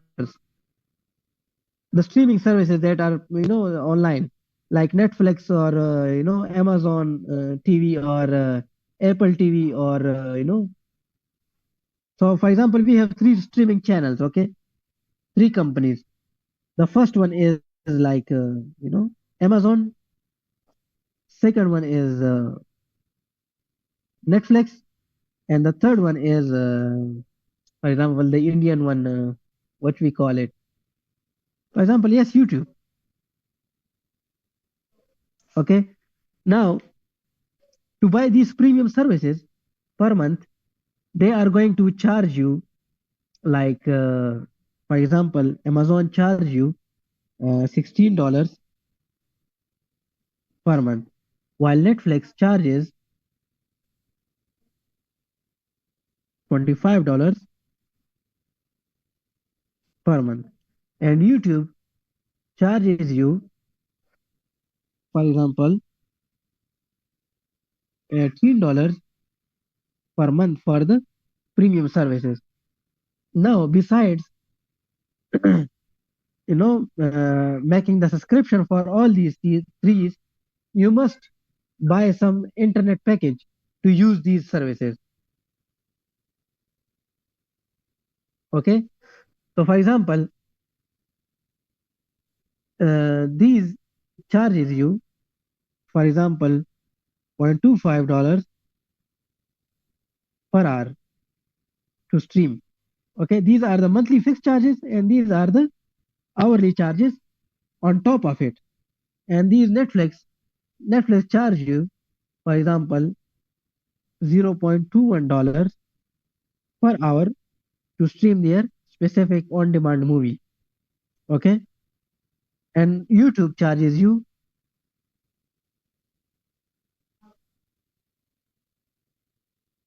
for example, uh, $0.22 per hour to stream their on-demand or specific channels. Okay, now you have like a monthly usage of 200 streaming hours. Like per month, you use these services for maximum 200 hours. Okay, now you want to actually select one of these services that is very cost effective to you and cost you the minimum based on this data. So now I will model this problem and we will solve it using Thora. Okay, now for this is example 9.1-3 and page number is 363. I just changed the main decision variables only. Other than that, all of or the data is actually same. I'm just using Amazon, Netflix, and YouTube for that, and they are using Pabil and Baby Bill and some other companies, the telephone companies. Okay.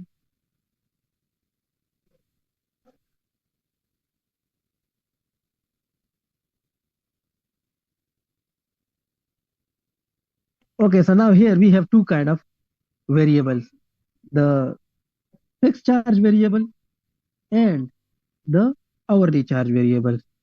So let's suppose x1 is equal to Amazon service per month. X2 is equal to Netflix, and x3 is equal to YouTube service per month. Now, corresponding to x1, x2, x3, we have y1, y2, and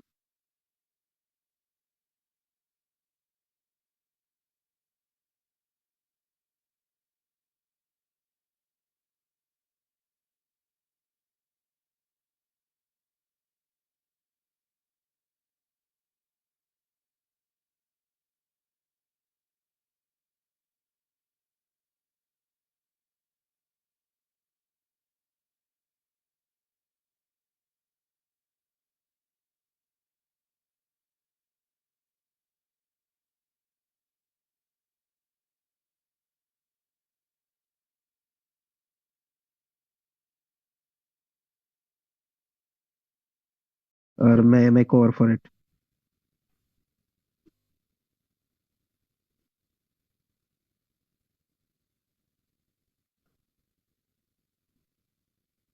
That was for the previous problem. Actually, we did that.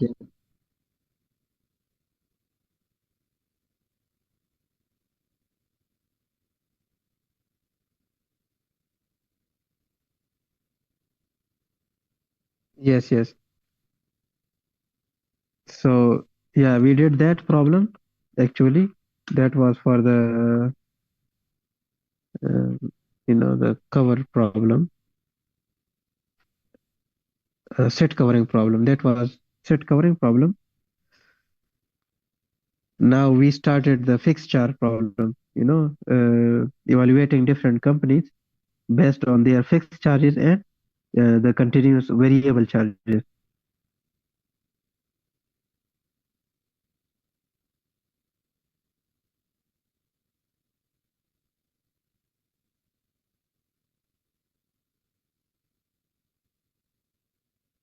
Uh, did you get these points? The three companies: the TV problem, Amazon, Netflix, and YouTube problem.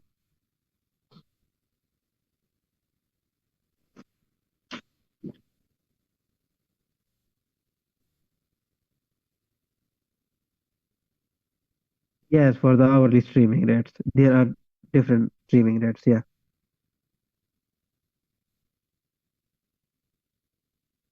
So for the Amazon, the fixed charges per month are $16 a month, and the streaming charges are $0.25 an hour.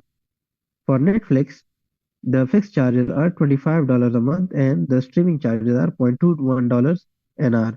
And similarly for YouTube, the fixed charges are $18 a month, and the streaming charges are $0.22 per hour.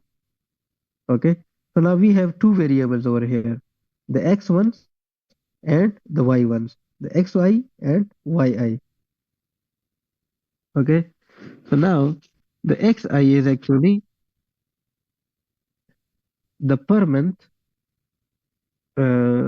streaming. Okay, this is the x1 is the Amazon service streaming per month, x2 is the Netflix streaming per month, and x3 is the YouTube services per month. And yi is actually if a service is selected or not, which is the main variable. Okay, so y1 is equal to 1 if x1 is greater than 1. It means that y1 will be 1. It means that the service will be subscribed if he streams more than 1 minute. It means that he has I is equal to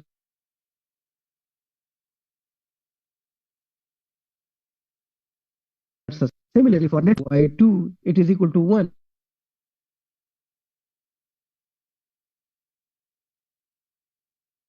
and if x2 is equal to 0, it means that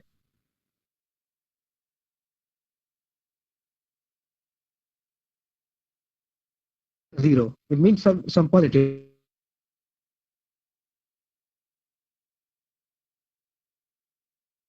then the service is subscribed. If the streaming hours is zero, it means that the service is not subscribed.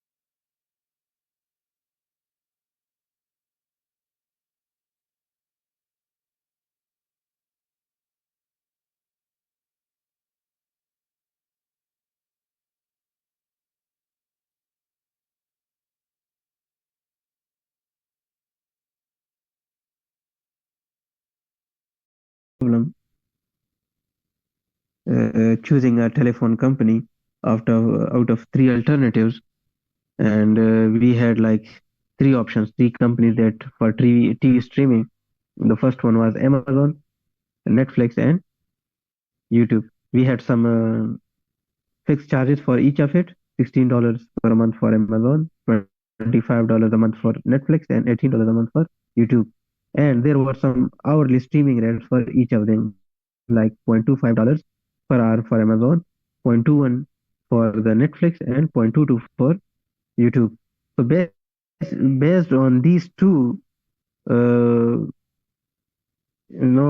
constraints for each of the alternative, we need to find the best alternative, which is which costs the minimum to us, and select that.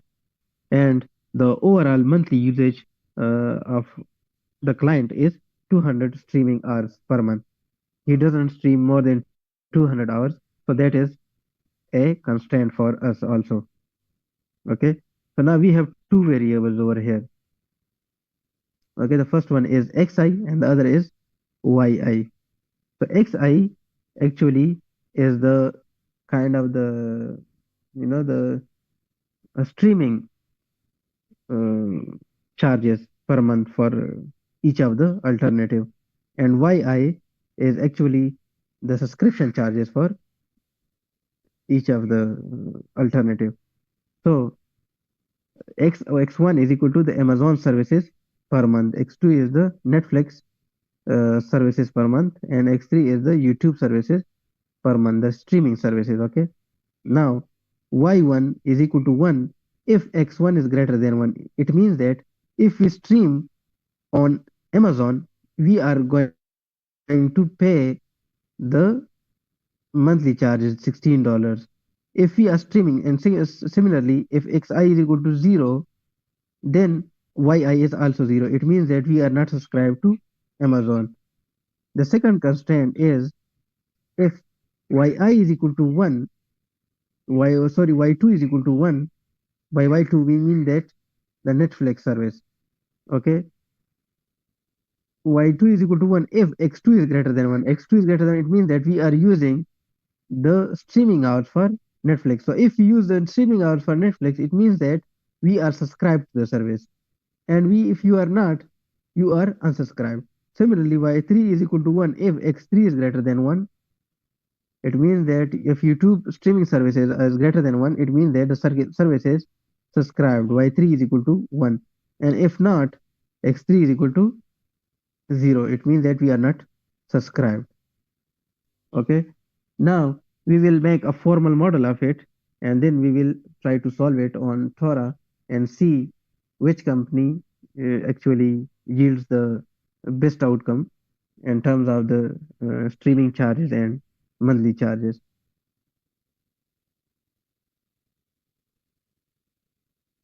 So as we have charges over here, the main consideration is cost, so it will be a minimization problem. So we will minimize z is equal to, now we have the streaming charges are for the Amazon are 0.25 x1 plus 0.21 x2 plus 0.22 x3 plus, now these are the variable charges. Now we will add fixed charges to the objective function. The fixed charges are 16y1 plus 25y2 plus 18y3 y3. Now these are the fixed monthly charges. So we are going to minimize the variable charges as well as the fixed monthly charges. Okay. Now the constraints from these, we will now make the constraints and we will subject it to. Now we know that the monthly usage of this client is 200 streaming hours at max. So it means that x1 plus x2 plus x3, it must be equal to 200 hours because he's using exactly 200 hours per month of streaming. Okay. Now the second constraint is for x1 to be subscribed, it must be less than or equal to 200 into y1. It means that he has to stream less than 2 hours, less than or equal to 200 hours per month if y1 is subscribed. Similarly, the streaming hours for x2 service 2, it must be less than or equal to 200 into y2. Similarly, for x3, it must be less than or equal to 200 into y3. And all of these x1, x2 and x3 are greater than or equal to 0, and y1, y2 and y3, these are binary or belongs to binary, because a service can be either subscribed, 0 means unsubscribed, and 1 means subscribed. Okay, so the y1, y2 and y3 are the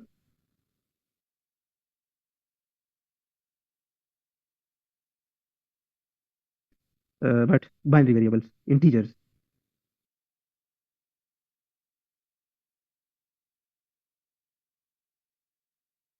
Be like 100.5 hours, it can be 150 hours, it can be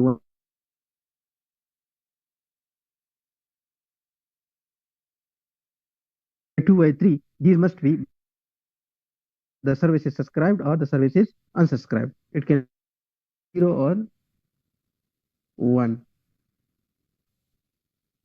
So let me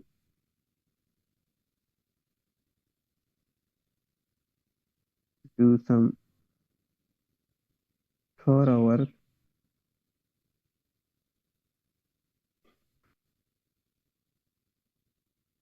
we have 9.1513. Number of variables are 6. Number of constraints are okay. So what I did was I will go to the main menu. I will select the integer programming. I will go to input screen. Here I will put the problem topic number, which is 9.1-3 or fixed charge problem. So I will put its name, fixed charge. Okay, now the number of variables here are actually 6, because here are main variables x1, x2, x3, and there are auxiliary variables y1, y2 and y3. So I will put 6 over here, and the number of constraints actually are 1, 2, 3 and 4. These are the 4 constraints, 1, 2, 3 and 4. So I will put 4 over here and I will press enter. Now the variable 1, actually here we have x1, x2 and x3. Okay, and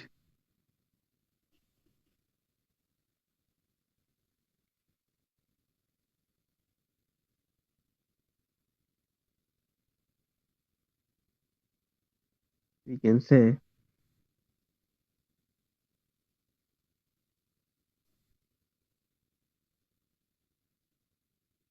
stream Amazon. Here we can say stream Netflix, and here we can say stream YouTube. For X4 we can say Y1, Y2, and Y3. Now it is a minimization function, so we will click on it and it will become minimized. Now here we have 0.25, 0.21, which are the streaming per hour charges, and for Y1 we have here the fixed charges are 16, 25, and $18. Now the constraint 1 is that 111 x1, x2, and x3, all of the three has coefficient of 1 and it is equal to 200. So we will put it over here.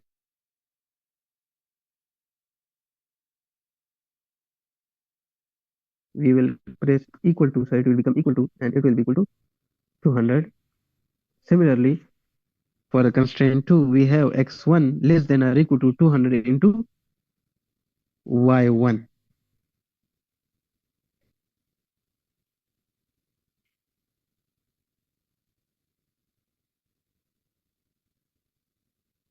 So let me do it this way.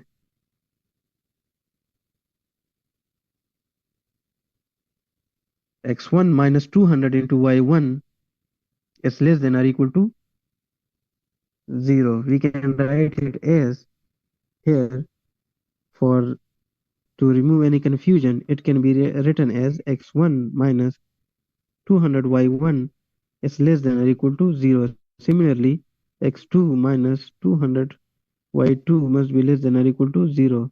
Similarly, here x3 minus 200 y3 less than or equal to 0. So for x1, the coefficient is 1. For x2, here is 1. x3 here is 1.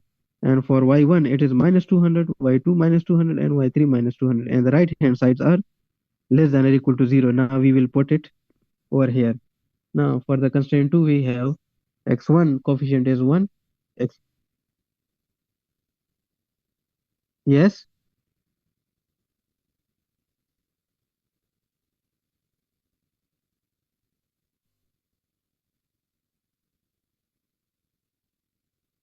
No, in some of the linear programs, if the right, okay. So for the linear program, actually we mostly do not do it because we do not have the the kind of constraints that these kind of constraints we do not have in linear programming. But in integer we have these kind of constraints. Yes, we do not have two variables like auxiliary and main variable in the integer in the linear programming, but in integer we do have it. So that is why we do it over here. I will,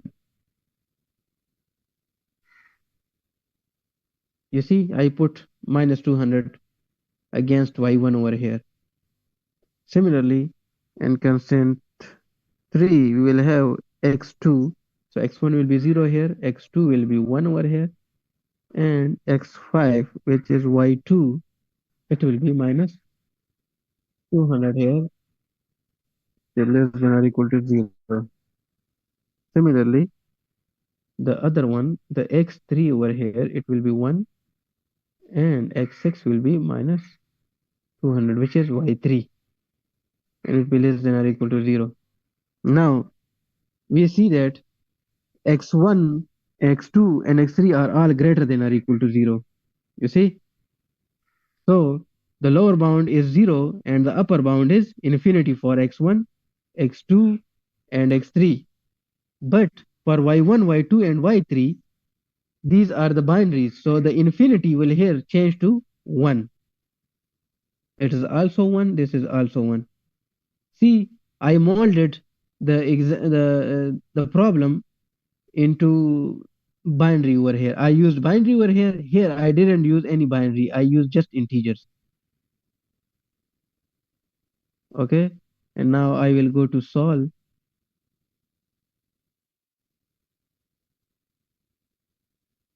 for binaries, the upper bound here it is from infinity you will change it to 1.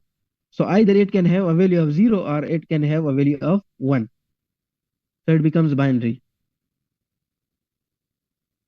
Now we will go to solve menu, save the data here like 9.1-3, and we will solve it. Go to output screen.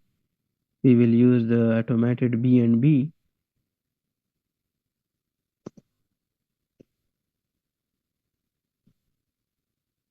Now you see that it has given us the answer that the cost is going to be $62. Okay. And the subscription will be of the YouTube, and it will stream 200 minutes of it. And the total charges per month, it will be $62. Okay. So here Z is equal to 62, X3 is equal to, and Y3 is equal to 1. This is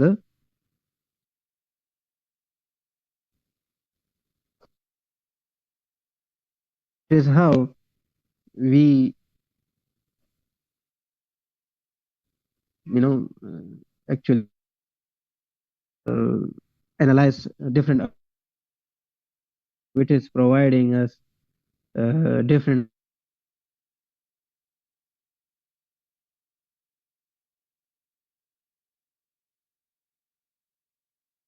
auxiliary one, because is the variable charges.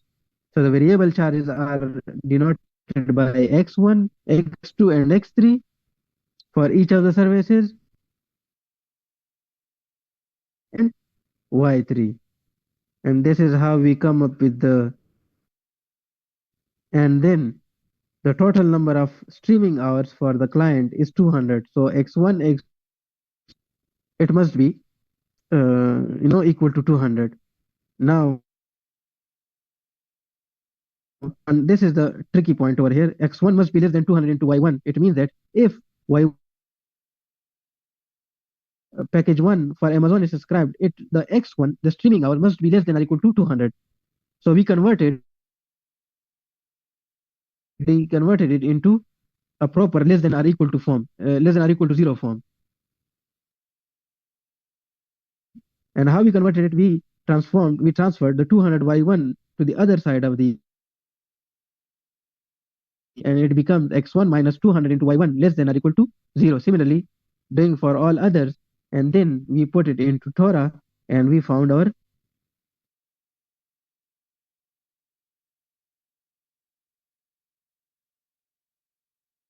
You understand the problem now?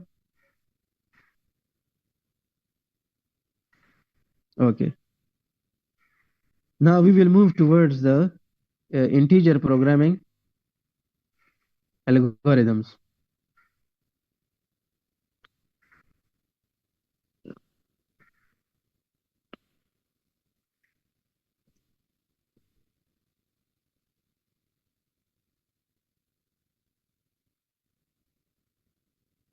And today we'll be doing the branch and bound algorithm.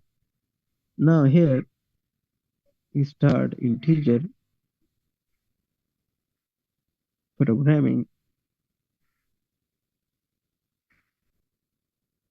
algorithms. Now, just like linear programming, we do have some algorithms to solve the integer programming. Like previously, we used a graphical method. The algorithm was to plot it graphically. The second thing that we used was simplex. That was another algorithm to deal with the objective functions, which has like 3 or more than 3 variables.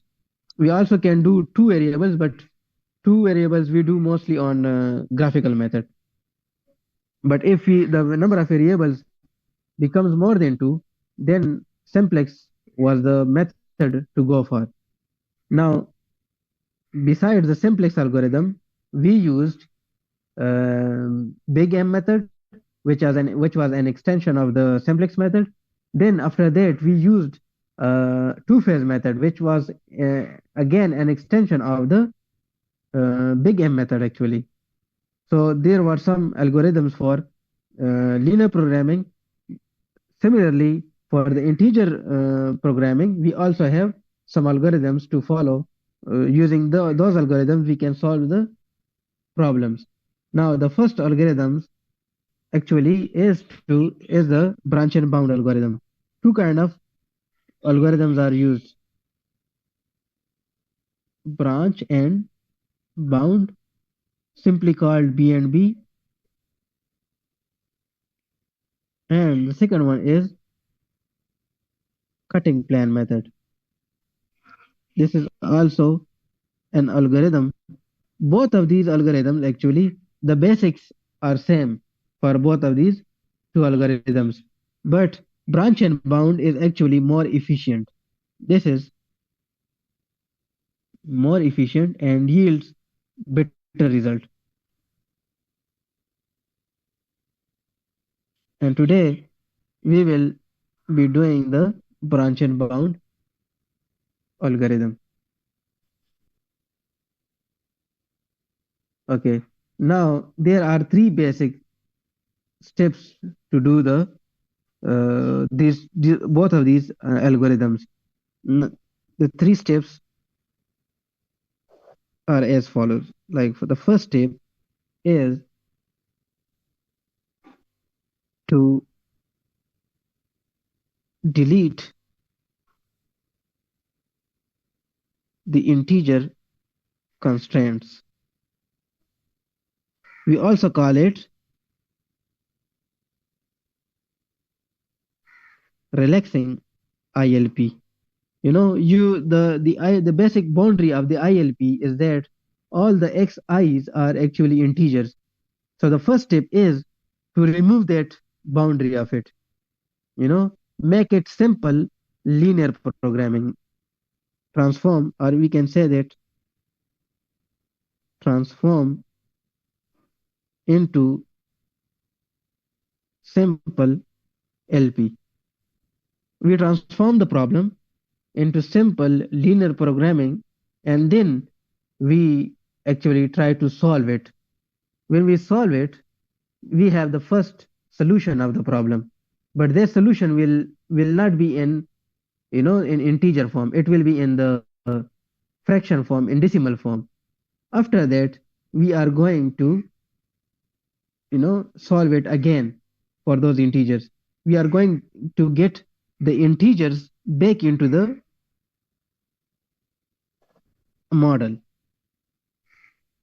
The second thing is to solve the LP and find continuous optimum. It means that after removing the integers uh, constraint from the problem, we are going to get a continuous form of just like simple LP. Then we solve it, in freestyle actually. We do not do it in integer form. We do it in continuous form, and we get some fraction values of the decision variables. And the third one is starting from continuous optimum point and special constraints, adding iteratively. Okay. Now the third one is, now here we deleted the integer constraints. Here we introduce special constraints. You know, we introduce special constraints to make it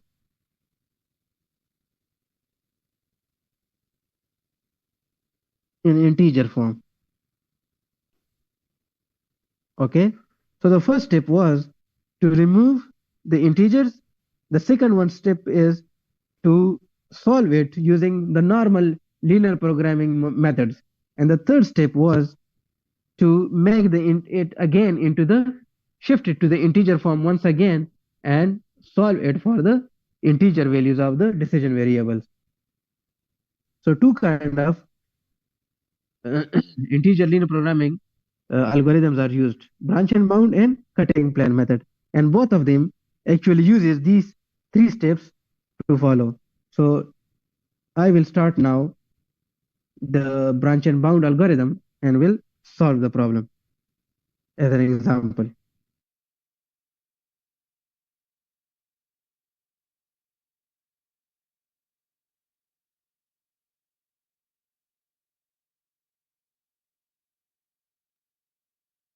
Okay, so let's start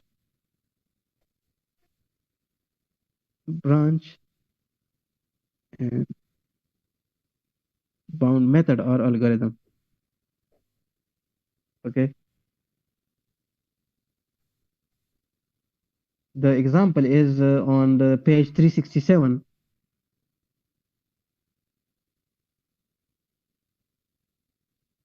9.2 hyphen 1. And the problem is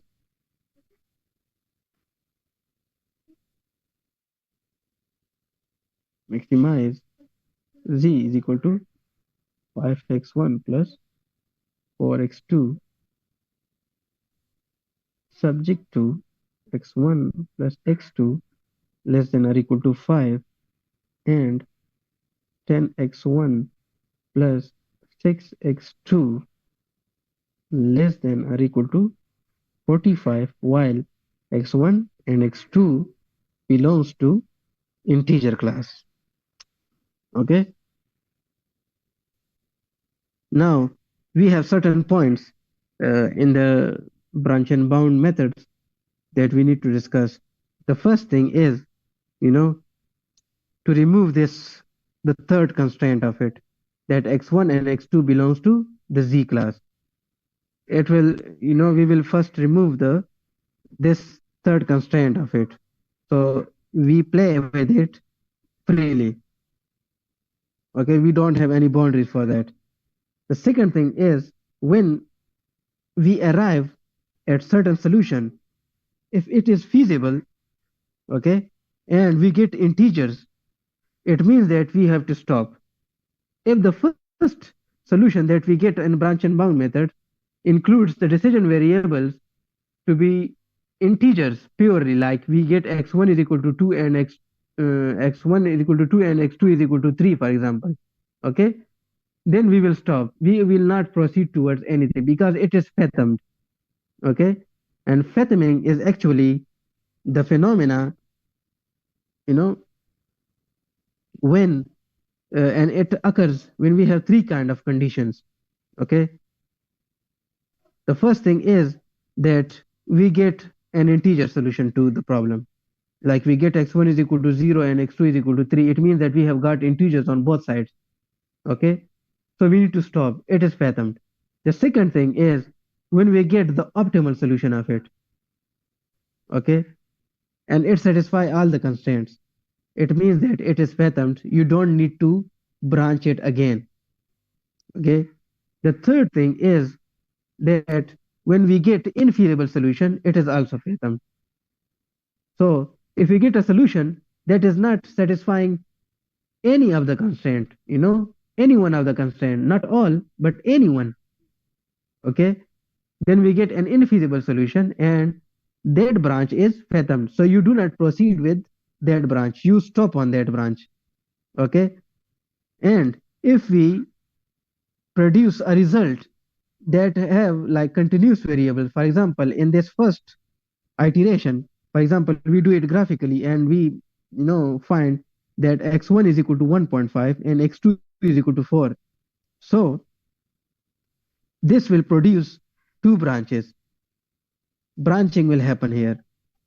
Okay, then we will solve each branch and we will see if the solution is improved or deproved. If the solution is improved, we are going to have more branches. If the solution is deproved, we are going to stop at that point. So that is also called fathoming. The solution at that point is that branch is fathomed. We are not going to proceed with that because earlier we produced some good results, but now the solution is actually, it is reducing and it is maximization function. Okay. So that branch will also be fathomed and it will not proceed. It will not cut into further branches. I will, explain it while solving this particular problem. Okay. So here we have problem. I will write it again on the next page and I will solve it.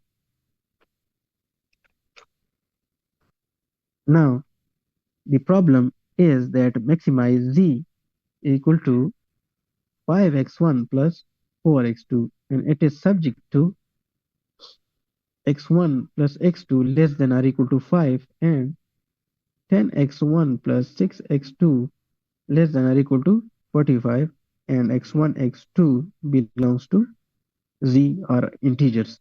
We can say that both of them are integers. Okay, the first thing is remove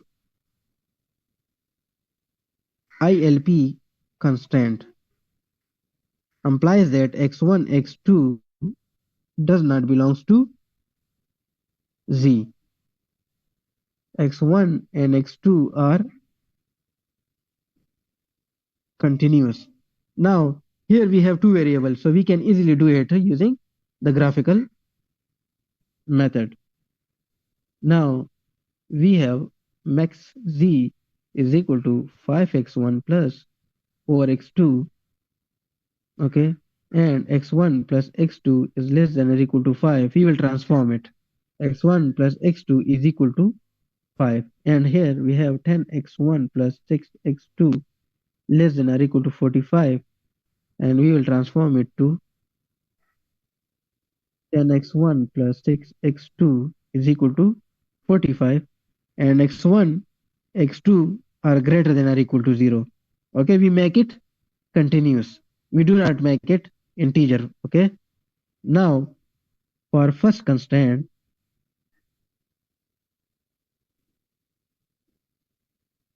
x1 plus x2 is equal to 5 implies that if x1 is equal to 0, x2 is equal to 5, and if x2 is equal to 0, x1 is equal to 5. Okay, now for second constraint, if x1 is equal to 0 implies that x2 is equal to 45 divided by 6, and if x2 is equal to 0, if x2 is equal to 0, x1 is equal to 45 divided by 10 is equal to 4.5. For this we will get, let me calculate it, 45 divided by 6, it is equal to 7.5. Okay, now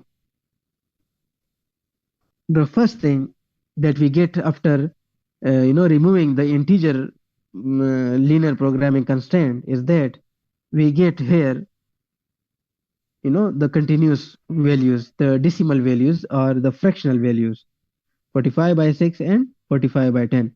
We get the fractional values. Now we will get the intersection of x1 x2 to be the optimum value. Now here we have x1, here we have x2, here we have 2, 4, 6, 8 and 10. 2, 4, 6, 8 and 10. Now for the first constraint, for x1 is equal to 0, x2 is equal to 5. So x2 is equal to 5, the point lies here. And for x2 is equal to 0, x1 is equal to 5. So this point lies over here. So we will, connect these 2 points. So this is the constraint 1 line. Okay. And then it will move towards the origin because it is less than or equal to 5. When we have less than or equal to, it means that the direction will be towards the origin. Now, the second constraint is for x1 is equal to 0, x2 is equal to 7.5. Now for x1 is equal to 0, so it is 0, 0 point. So x1 is equal to 0 lies over here. x2 is equal to 7.5. It will lie somewhat over here. So this is the point. Now for x2 is equal to 0, x1 is equal to 4.5. which is somewhat over here. So we will connect those 2 points actually. Now this is the point of intersection.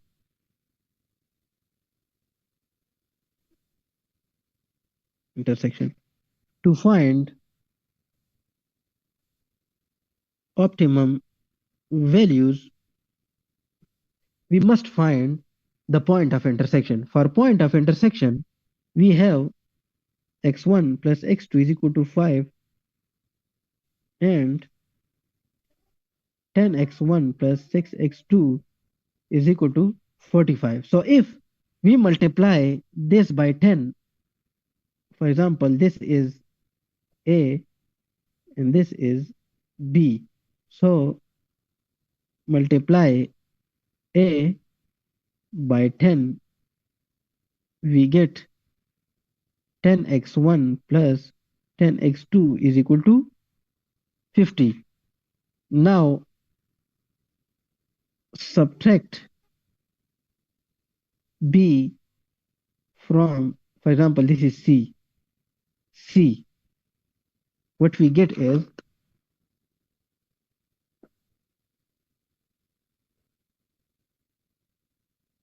10x1 plus 10x2 is equal to 50 minus 10x1 plus 6x2 is equal to 45. So it is minus, so it will become minus, this will also become minus, this will also become minus. So 10x1 minus 10x1, it will become 0. 10x2 minus 6x2, it becomes 4x2. And 50 minus 45 is 5. So x2 is equal to 5 by 4. And it will give you 1.25, I guess. Yes, 1.25. So x2 at this point of intersection, actually here x2 is equal to 1.25, but we still need to find x1. So put x2 is equal to 1.25 in either A or B. Implies that, for example, A was x1 plus x2 is equal to 5. Put